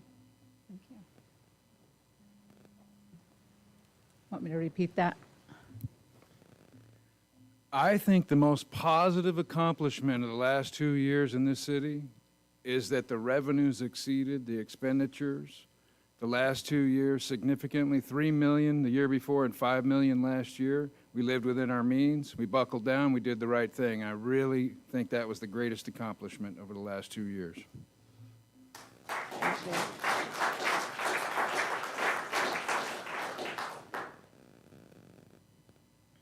You know, when COVID hit, I was working for a power line company, and there were the fires going on, and they were critical infrastructure employees, so I wrote the programs to get them across the border into the states to augment members of Local 12, 45, and 47. We put policies in place, like if there's 2 people in a vehicle, windows had to be down, preferred to have 1 person in the vehicle, social distancing, hand wipes, cleaning frequently touched surfaces. I actually thought when I was sitting back there, is there going to be something to spray the microphone down after each one of us speaks, but I've driven around town and, you know, nothing really jumped out at me, except I do notice workers in vehicles alone driving their vehicles. And I also notice when they've got the green light, or they're at a stop sign, or there is no sign and they're making a left turn, they don't go into the oncoming traffic lane. They don't cut that corner to make the turn. They take it kind of wide. They drive respectfully. So I think that from the pandemic standpoint, I know there's hand sanitizers here. You guys have it there. Mr. Stowe, you have your face mask on. You respect the laws, I guess, and the different changes. And I think the workers, I don't know how many got sick or if any passed as a result of the COVID pandemic. I know my mom didn't make it through. But yeah, it was important, and I think the city probably did a pretty good job. Thank you very much. Okay. The next question, and in the order, will be Mr. Wyrock, Ms. Bennett, and Mr. McCurvey. Mine is a scenario. It would be a scenario, and it would be a 2-part, so there's no right or wrong, okay? But I'm going to preempt it. Under the California State Constitution, there is a difference in powers granted to cities. Under General Law City, it's 1, which operates exclusively under state law. The city charter, in accordance with the state constitution, provides the city with authority for home rule, whereby the city is given the power to make and enforce with its own boundaries law, which does not conflict with state or federal government. The state constitution gives this right of home rule to any city. Porterville has operated as a charter city since 1926, but the charter has been changed by the voters several times since then. The question, 2-part, and you can answer it all in one if you'd like. Considering your understanding of Porterville's charter and governance structure, how would you describe the expected roles and responsibilities of a council member? And what behaviors would you consider inappropriate for an effective council member?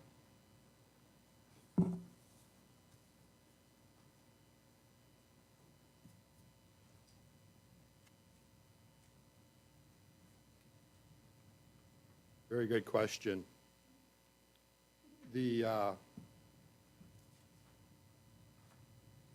My belief is that the city should work as fully and as completely as possible within the letter of the law to do as much as it can to manage its own business and to manage the city and to manage it well. As a representative of the city council, to act in a way, I mean, you guys have probably all gone through the state of California 2-hour training for sexual harassment in the workplace, and if you're a supervisor, what is it, 4 hours? I mean, there's no place for, you know, little wink wink or off-color jokes and sexist jokes. It's just, the society has moved from that. And any allegation of impropriety, you know, I believe in innocence until proven guilty. But man, that's a fast train going there, just the allegation. So, you know, I believe in, and I've worked with a lot of women in construction, and we just always kept the door open. And we didn't tolerate improper discussions. We had this saying, and the saying was red card. And if we're having a conversation and somebody starts, you know, going down that path, anybody could just say, red card. And we all knew what it meant. And somebody shut up, and they were just coached by whoever said that, and we all heard it. Kind of verbal notice, if you will. So I think, you know, behaving like a grown-up at the city level is important. And it shouldn't be, and impropriety shouldn't be tolerated, yeah. Thank you. Ms. Bennett, would you like for me to repeat it? The first question of the two, if you could please repeat that for me. Considering your understanding of Porterville's charter and governance structure, how would you describe the expected roles and responsibilities of a council member?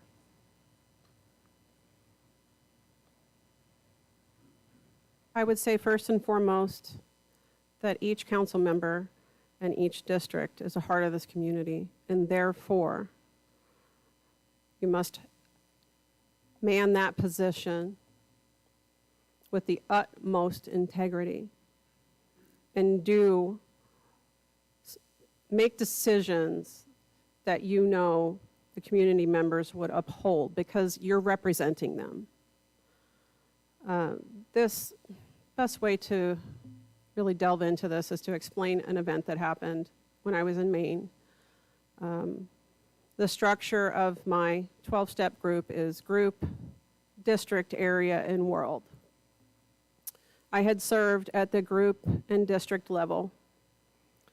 The area level was the state of Maine. And over COVID, people kind of get a little crazy. They lose their sanity.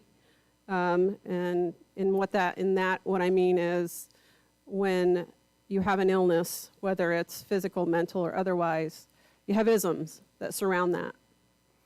And with these isms, we learn how to function in a world and not allow those things to become our personality, for example.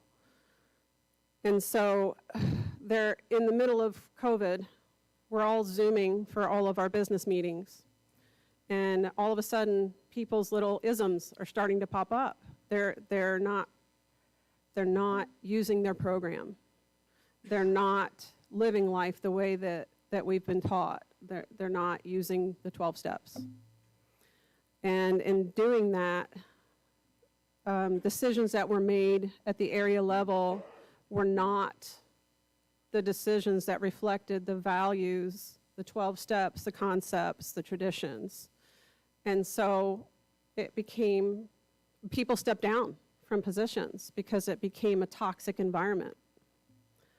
No one should ever have to endure a toxic environment at work or in a service position of any capacity.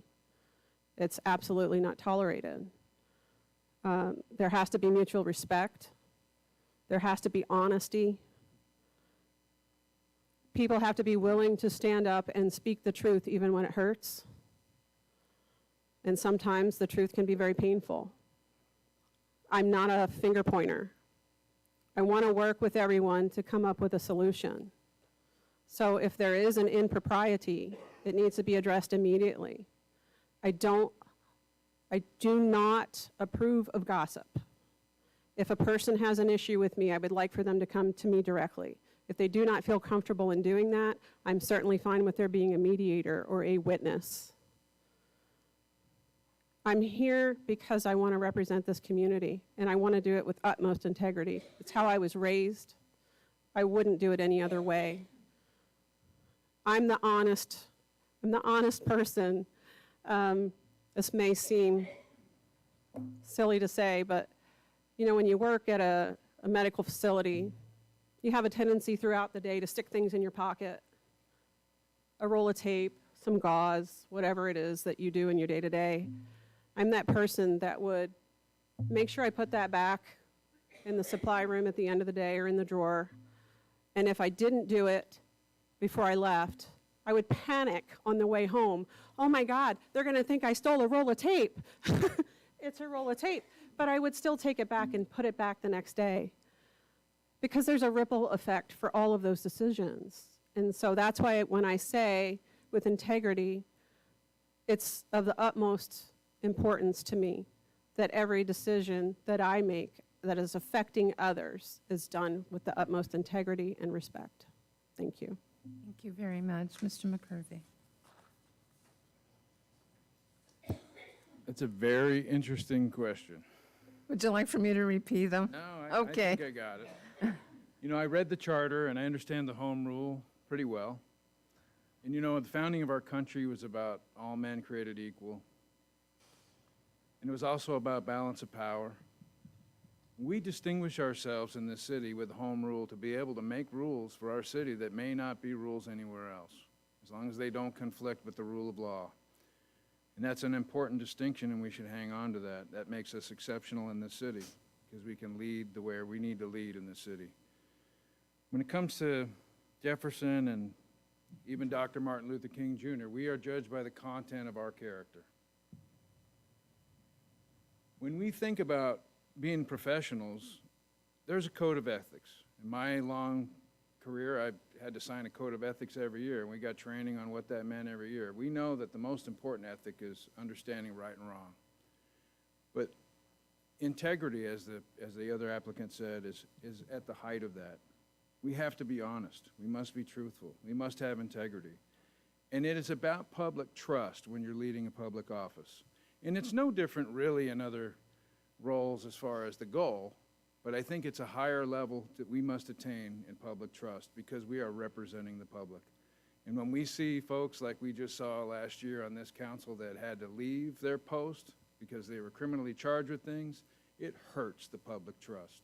We cannot allow that to happen, and we must lead with aplomb, and we must lead with distinction so that we represent the public well. And that sets the tone for earning public trust, and we need to earn that back. Thank you.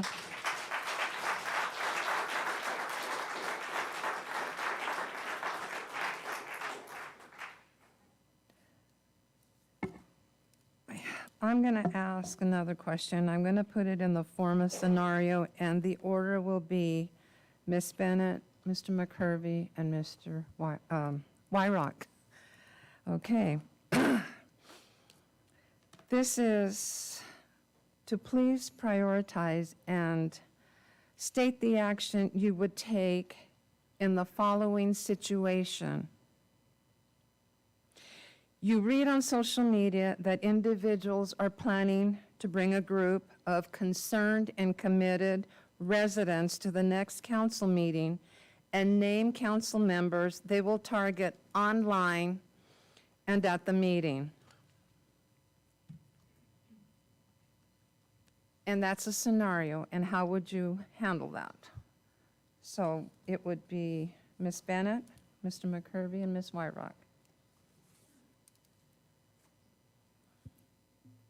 So in order to make sure I'm understanding this correctly, you're saying someone might have posted something online basically in an attempt to chastise a city council member? Is that my correct interpretation, both That's- on social media and here at the city council meetings? That's probably your interpretation. I can't, let me read it one more time. Yes, please. You read on social media that individuals are planning to bring a group of concerned and committed residents to the next council meeting and name council members they will target online and at the meeting. How would you prioritize or take action you would take in that situation? How would you handle it? Well, I think first and foremost, that represents a security issue here at the city council meeting, particularly if there was any threat made. There's definitely a line there that would have to be crossed.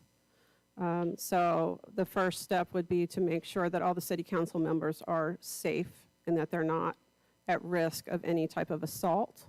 It's one thing to use words, it's another thing to use physical violence, of course. If that's not an issue and it's just a direct attack on a city council member, then I would use my resources within the city in order to inform the appropriate parties as to how to mitigate the situation.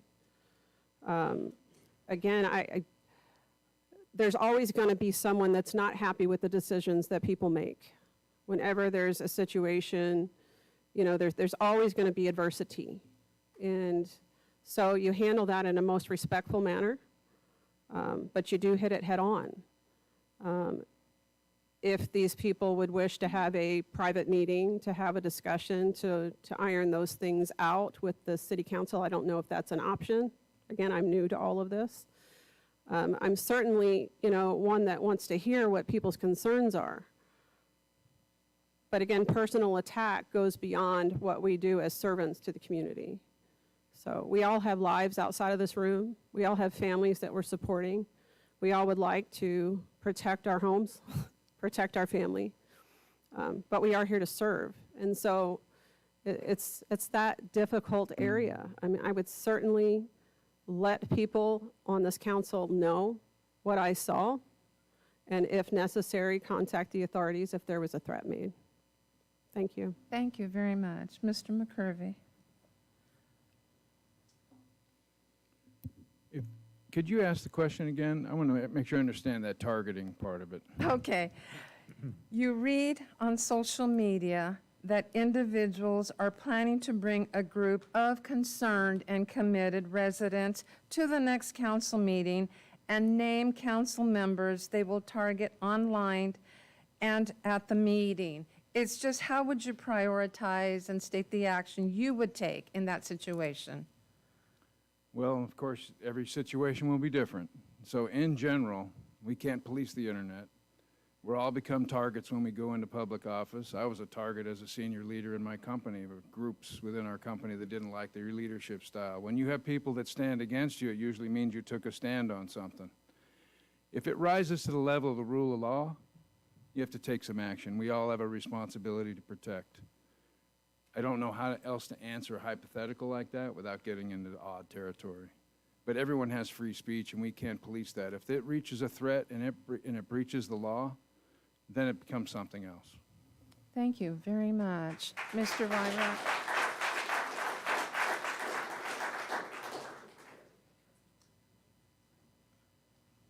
I don't think there was a threat tonight, but when I came in, I noticed officers in the corner in case something that's not advertised happened to show up.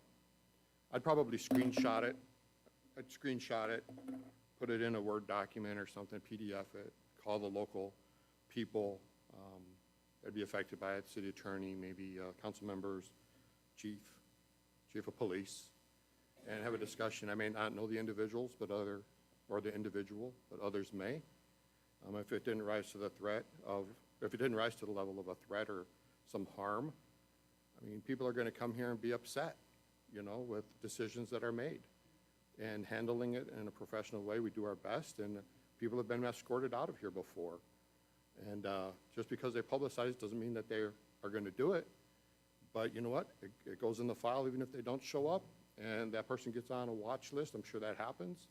And we just don't need harm to happen in the council chambers, in a school, or anywhere here in town in a local business. So I'd get the people involved in law enforcement could make that decision if they need to do more. Thank you.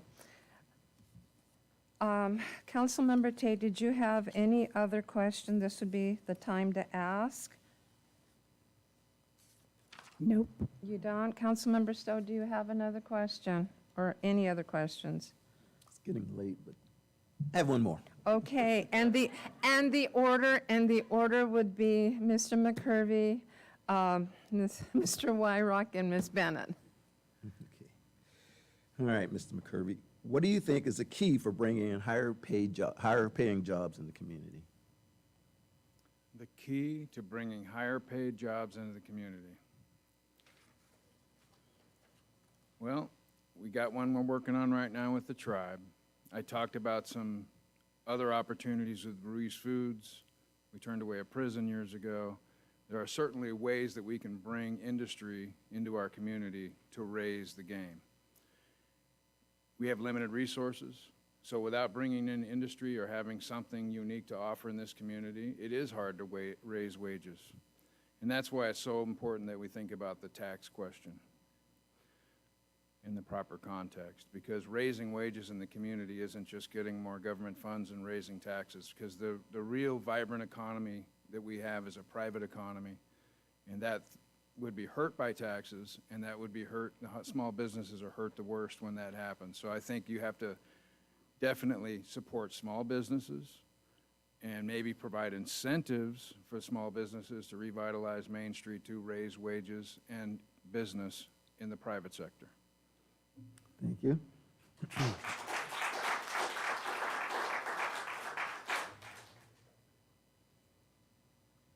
It'd be nice to see 4 lanes coming out of Bakersfield into Porterville and maybe heading north, and it might be a 20-year project, but how long does this high-speed rail take? Takes a long time to build freeways and highways unless they're, and to pay for them is a partnership with the state. So getting people in and out of here safely is important. But to bring in high-paying jobs, you know, my thought is, just off the cuff, we provide a lot of incentives to developers to build housing because we have that need. Low income, mid-income, high level, a couple of lots per subdivision for the millionaires, should they decide not to build on their own. But incentivizing businesses, you know, there was a couple of big Fortune 100 companies looking for property. Maybe it was Tesla, maybe Apple. And I remember talking to Brendan, and I said, man, wouldn't that be great if they just looked at Porterville? And then I had a thought, just a thought. They come and they go. We all have them. What if we went 20 miles that way and partnered and just built a huge water treatment plant, dug the trenches, put water everywhere, expanded the city of Porterville, worked with the county, and really just make something happen? And it might be on the books, but I haven't seen it. I haven't heard about it. The casino, yeah, that's going to be a flash, and it's going to be, well, it's not going to be gone. They're going to have the conference center, and working with the Chamber of Commerce, we can promote the meeting rooms and, you know, have it as a destination, have people going up into the mountains looking at Camp Nelson, and have a whole new tourist trade flowing through here, right? Go up and see the burnt trees. I don't know. But to bring in good paying jobs takes more than just my thoughts. It takes a concerted effort by a lot of people, and many that aren't in this room. But if we can incentivize developers, I think we could maybe find some room to help some big businesses move into town. Young's is here, hauls a lot of fruit. Ag is important. I see these big processing plants, Foster Farms. Let's be sure they don't pull the plug and move out of town, right? And I think they're a valued part of the community. They may not be, you know, the $200,000 a year type jobs that pays a lot of overtime, but, you know, just talking to those people. And when we hear something, or when somebody that's in allegiance with us that works at the county level or the state level, they hear about something, they say, hey, have you heard about Porterville? We might not have, you know, what is Beverly Hills zip code on our T-shirts yet, but maybe in 10 years, you know, 93257 will be a zip code people know about.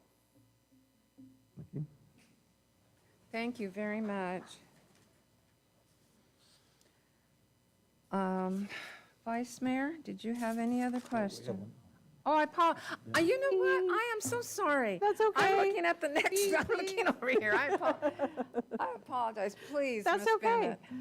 Bennett. As we've all experienced, I'm 52, by the way, in case anybody wanted to know. As we've all experienced, technology has been a big grower in this country, across this globe.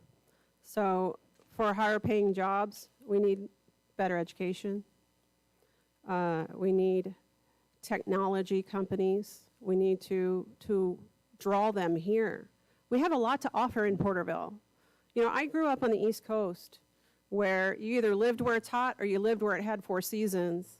Porterville has all of that. If you want snow, you just go up into the mountains and you do that. If you want to go to the beach, it's just a short drive that way. This is a great hub for many things. We have so much to advertise here.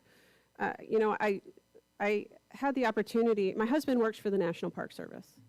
So I had the opportunity to stay in Sequoia National Park just after the fires. We got here when the fires were raging.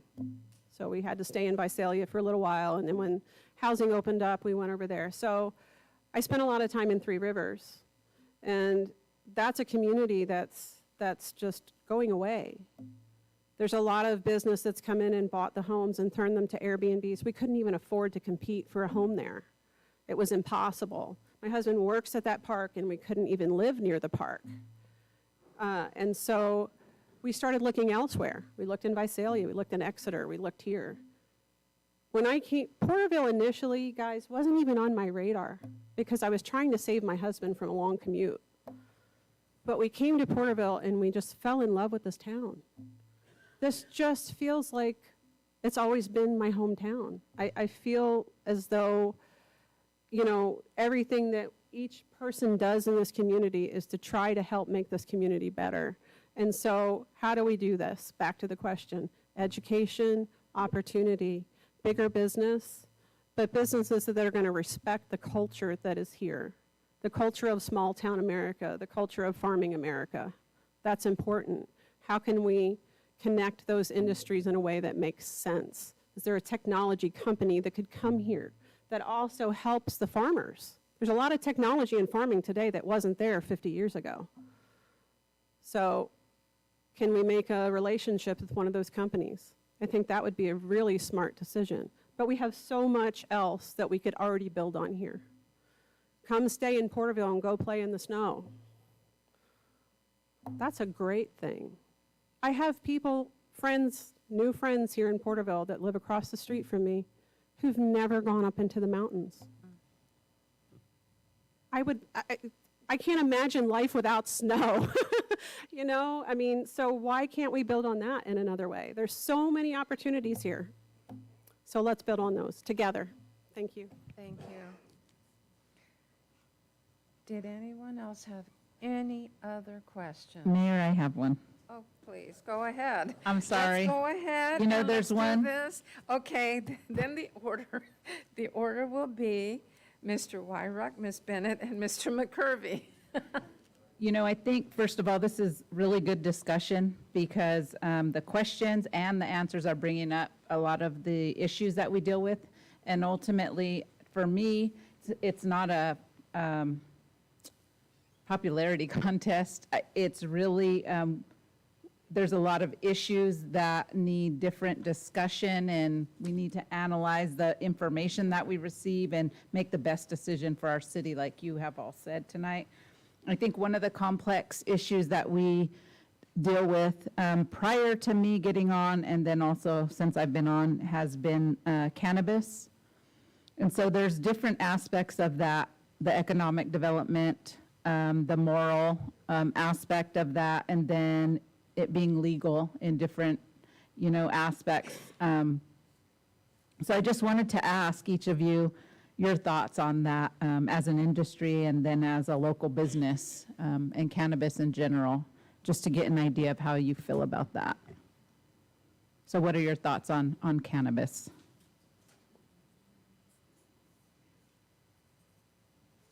Well, they've changed over the years. I'll start with that. There's been studies that show, that I've heard, have shown the benefits of pain relief and other type of medical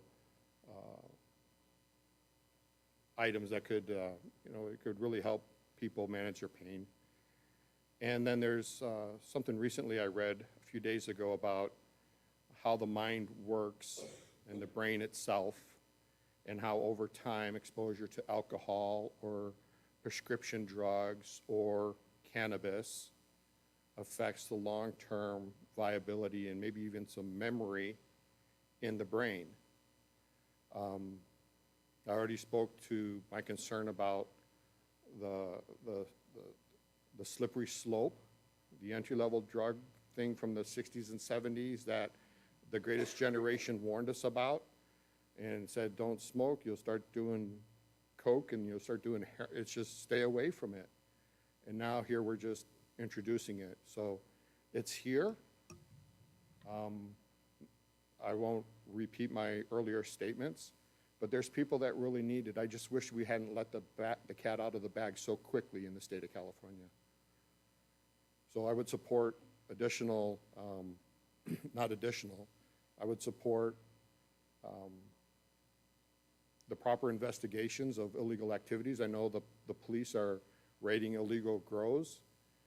There's the cash part of it where they don't go to the dispensary, they go to their friend's house. I don't approve of that. And I just think that law enforcement needs to stay and will stay in step with their requirements in Porterville as this dispensary opens. But community services are probably going to face a growing need over the next couple of years as more and more people have access to it, possibly, for other than medical reasons. And so for that, I would hope to be a part of that group that discusses it and figures out, even if I'm not selected, maybe I'll just sit on a committee and try to help steer the conversation in a way that keeps illegal drugs and all that comes with it off our streets. Thank you.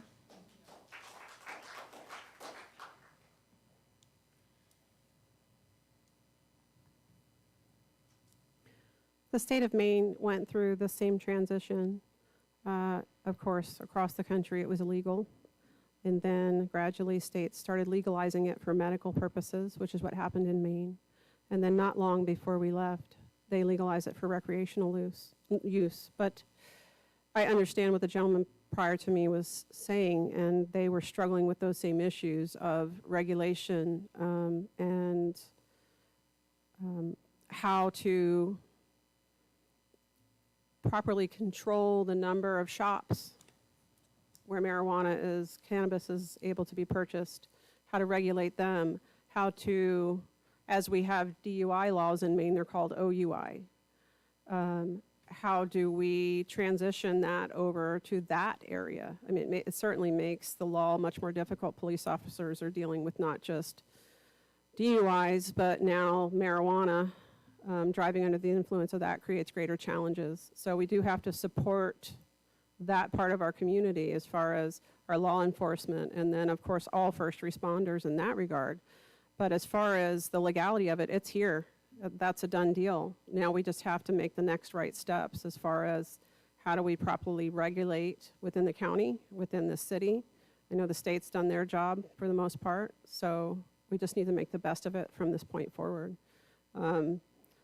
Alcohol has been legal. It's all, it's not about, I know that a lot of people believe that marijuana is a gateway drug. There are medicinal reasons to take marijuana, and that's under the prescription of a physician. But I would have to say that those that get into other things have an addictive personality, and that's just that falls into a different category. So we just have to look at the community as this is another recreational opportunity, if you want to look at it that way, over alcohol versus marijuana. My understanding of the science is that there's not been any proof to say that marijuana is addictive. Cannabis is an addictive drug. It's the other things that become addictive, like heroin. And so I certainly think that there's a lot of gray areas that probably need to be addressed. But a lot of the groundwork has been laid for us in other states, and we can look in that direction, other states, other counties, other cities. We can follow their example and see what's worked for them and what didn't, and I think that would be the direction to go. And I wanted to step back to and also say that in regards to the previous question, we could always involve the community and have a thought force from members of the community, and then eventually follow that up with a task force in regards to how to bring more money into the community and higher paying jobs. Thank you. Thank you very much. Mr. McCurvey. Wow, that's a thorny question. What's the nickname for marijuana? The chronic, right? That means they got to do it all the time. There's a lot of debate over this issue, and there's not a lot of solutions. We know the homelessness problem is mental illness and drug abuse. I'm not sure how much this contributes to that, but it certainly isn't a good thing. I don't understand completely what we could do to solve the problem because it's been foisted upon us, and it's been open in this state. It's still a thorny federal issue. But we always have to look at these difficult problems and understand the trade-offs. So if we can discuss those trade-offs and we can come up with a line of thinking, and I can answer this question and give you some reason about it, I think it makes sense. I'm not going to solve anything, obviously. But when you make things available, kids can get a hold of it. When you make things available, people will abuse it. And so I'm not saying that we should outlaw it outright, but this is a thorny issue because when we're talking about family and community, do we want that throughout our families and our communities? If it's used in a way that's practical in a medical setting, I think the cannabinoid system is understudied and probably something that could be beneficial for a lot of people from what I've read. But it does need to have some limits. And we need to, if we're going to focus on returning the spirit of our city, we don't need a bunch of people getting high down at the park and saying, hey, this is cool. This is a problem for us that we're all going to have to face together. I don't have a solution for you, but I know that making it readily available and using it for recreation also will contribute to safety, public safety issues. Are we now going to say everybody working at the city can do it? You know, where does it end? So we have to figure out what those trade-offs are. We're going to have to think through those, and we're going to have to make some tough decisions. Thank you very much.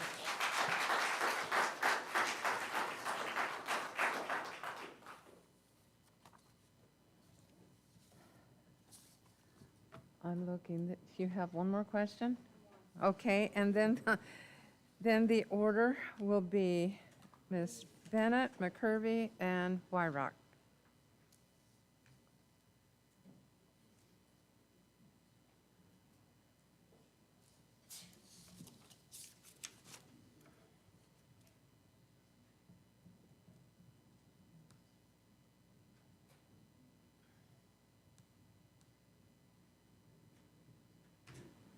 I was writing tonight as fast as I could because you all have really good ideas.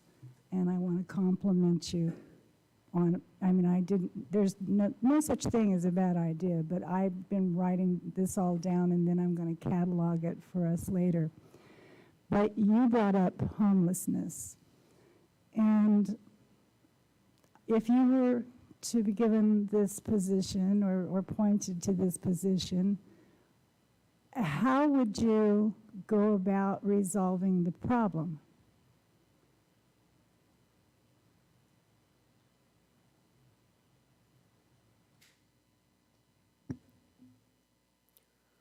I think that's a question that needs a community answer. And in that, having had experience with addictive personalities, and a lot of the homeless population is either addicted, has mental health issues, or both, it's a tough go. There's no right answer to any of it. Throwing money at it is not going to fix it. You have to identify the problem before you can come up with a solution. So how do we identify that? How do we identify the cause of their homelessness? That's where I would start. You have to identify the cause of the homelessness. Are they choosing to be homeless? There are some that do. Are they able to make that decision in a sound way? Are they struggling with mental health issues that prevent them from making good decisions? And from a healthcare perspective, there's a bigger issue at hand. There's an issue of healthcare and lack of access to healthcare. So it's a multifaceted issue. There's not going to be one right answer for each and every individual. There's not going to be one right answer for one homeless community. We all have to work together to come up with the solution, and that means working with them, asking them what they need. We can try to give them what we think they need, but it may not be right. So we have to work with that community to come up with a solution. The understanding is that some people just don't want your help. Some people believe that they are perfectly happy in the situation that they are in, and sometimes that's hard to accept. But we have to approach them for the correct response. Thank you. Thank you. Please. Okay, I hope world hunger isn't next. But I'll do my best, just to add a little levity. All right, so let's think about this word homelessness for a minute. We don't have homelessness because of a lack of homes.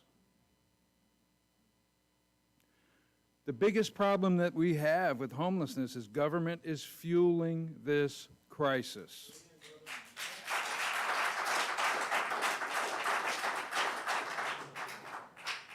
I'll give you an example. So we have terrific mental health services available to the people of our community and around the county, and they're through the jail. Right now, the jail is half the population that it once was, and the rules are that you got to let everybody out with 4 hours now. You take a drug-addicted person off the street that's homeless, and you arrest them, you have to let them go in 4 hours. Before the pandemic, they could keep them for 3 days, they could detox them, they could get them mental health, and they could take care of them. That doesn't happen anymore, and we wonder why it's increasing. It's increasing because the county health services that we have available to us are underutilized now. We have to do something about that. We have to work with the county, we have to work with the state to find a solution there. That's not an issue that we are going to be easily tackling and overcoming, but it's something that's plaguing our city, and it's something that's out of our control. We need mental health services. We need to figure out how to get mental health services, and we need to figure out how to get people detoxed so they can be reunited with their families and start over again. We have an applicant that's been talking about 12-step programs. Those programs work. We can operate in our community with 12-step programs and a public-private partnership with churches and get those things done, but mental health is number one. And they are ruining our wetlands. They're causing fires, the number one cause of fire. We got a huge challenge in front of us, and it's something that we're all going to have to face together. I don't have an answer, but I'll tell you, mental health is an answer. It's part of the answer.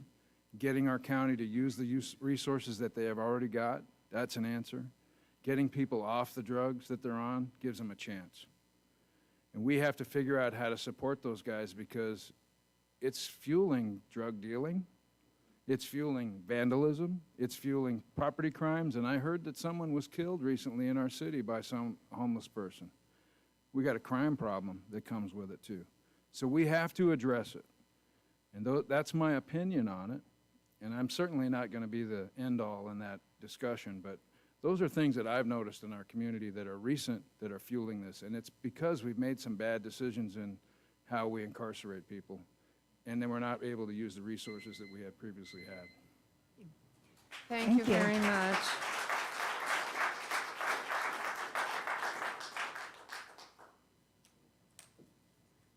I'd like to go back for a moment to the question about cannabis. And I remember a community organization that came up with the catchphrase, and actually a whole big thing. They had a river and there was a lot of fish. And they had a campaign at all the schools and all of the summer camps and all the church Sunday school classes or Sabbath school classes. And it was hooked on fishing, not on drugs.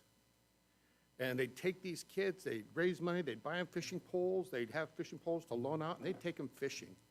And when my son caught his first fish, he was bit. I mean, he fishes all the time. We're going out deep sea fishing later this week.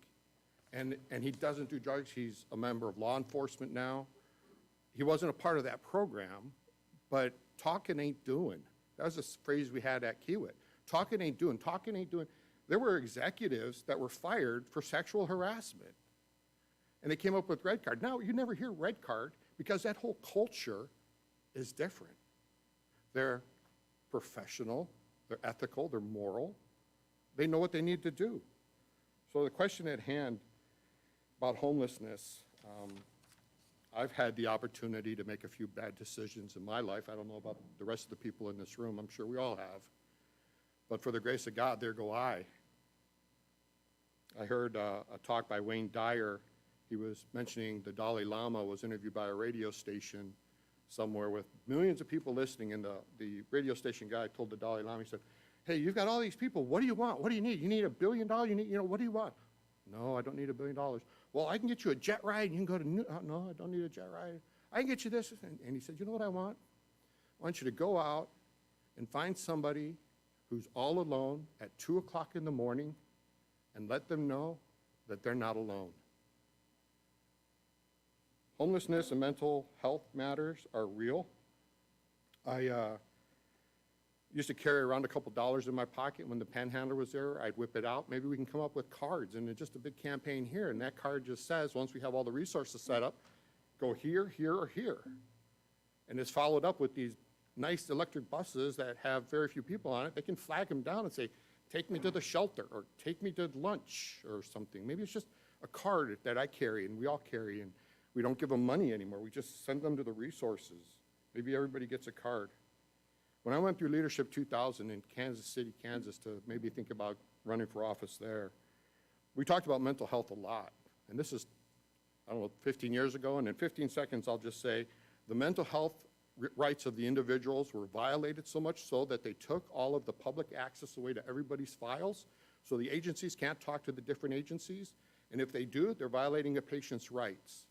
And I think if we could somehow work with a group of people to get them to say, you know what, I need some help, I'll let you guys help me, maybe that's a solution. But until the agencies talk about an individual and helping them get into the program that they need, I think we're going to struggle for a while yet. Thank you very much.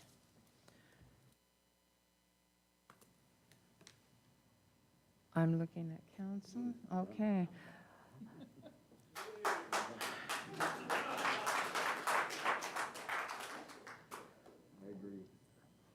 Before we go to the next item, I want to applaud and commend the 3 applicants. It says a lot.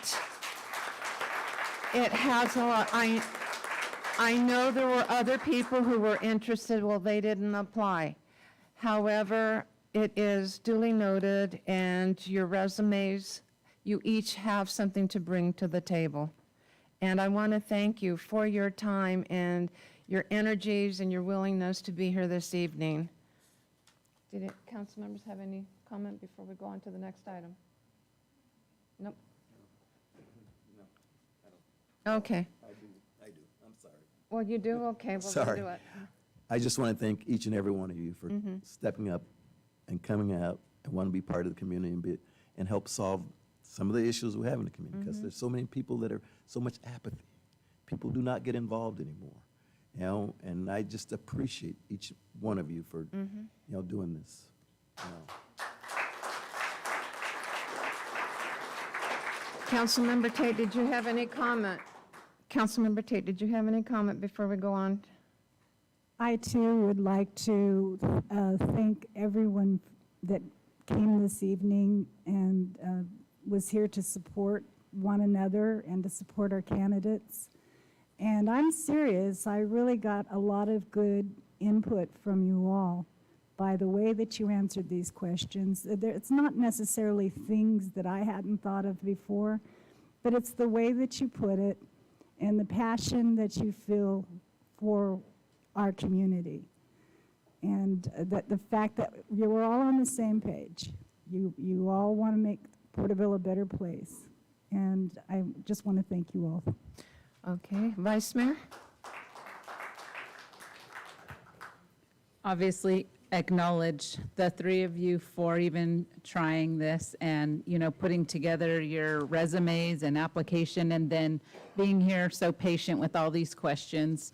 I think one of the things I watched for tonight was the way that you supported each other, whether you agreed or not, because you're still each other's constituents. So I wanted to see that we supported each other, you know, just for being here and for providing answers, all very different, you know, perspectives. You all provided some good things that I see that we deal with.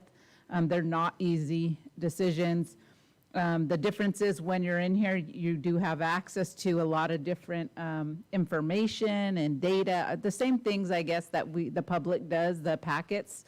We just have a lot more pressure to read those and ask questions on those and find the resources for those questions that we have. So again, just thank you very much. I'm so grateful to have 3 of you in here tonight. I wish, but we definitely could use 3 in a lot of different areas of the community, absolutely. Well, looking at the impressive resumes, there are very, in the other elected jurisdictions, there are also positions for elected officials in other venues. So those of you that are here, it's always something to encourage anyone to apply and to run for office. Either way, it's important because it shows your willingness. And again, it was wonderful to hear each and every one of you in your views and go from there. With that being said, we'll now go to the next item. Thank you, Your Honor. The next item before you this evening is the consideration of appointment to the City Council office representing District 4 vacated by Councilmember Reyes. And pursuant to the council's direction at the meeting of August 2nd, the council may proceed with its consideration of appointing an individual to the City Council office representing District 4. In the event you choose not to take action this evening, there is another identical item on tomorrow's regulars meeting agenda. So you can choose to proceed this evening with your decision, or you can choose to proceed tomorrow evening with your decision. Should you wish to take action this evening, we are prepared to, if you want to utilize the McCracken method, we are ready with ballots. And with that, staff's recommendation is that the City Council consider the appointment of an individual to fill the vacant City Council office representing District 4 for a term to expire in November of 2024. Thank you. Thank you very much. And I'm going to bring that back to council, to the council members on the dais. We heard the option that we could continue this, or we could vote this evening. And how do you wish to proceed on that? Because we can continue it and vote publicly tomorrow at the council meeting since it is agendized, or should you wish to do it this evening? Are you? Okay. I would like to have an opportunity to review all my notes and absorb everything that you've all been talking about and have our voting tomorrow evening. Thank you. We have a recommendation. I'm easy. I can go along with all three of you, but, I can make a decision tonight, but, if tomorrow's fine with you, that's fine. Vice Mayor? I'd like to wait till tomorrow as well.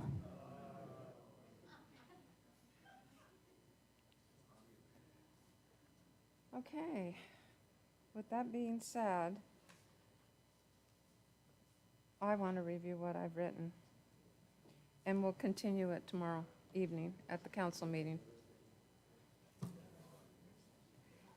And with that, it is 7:56. We will adjourn to the meeting of tomorrow, August the 16th.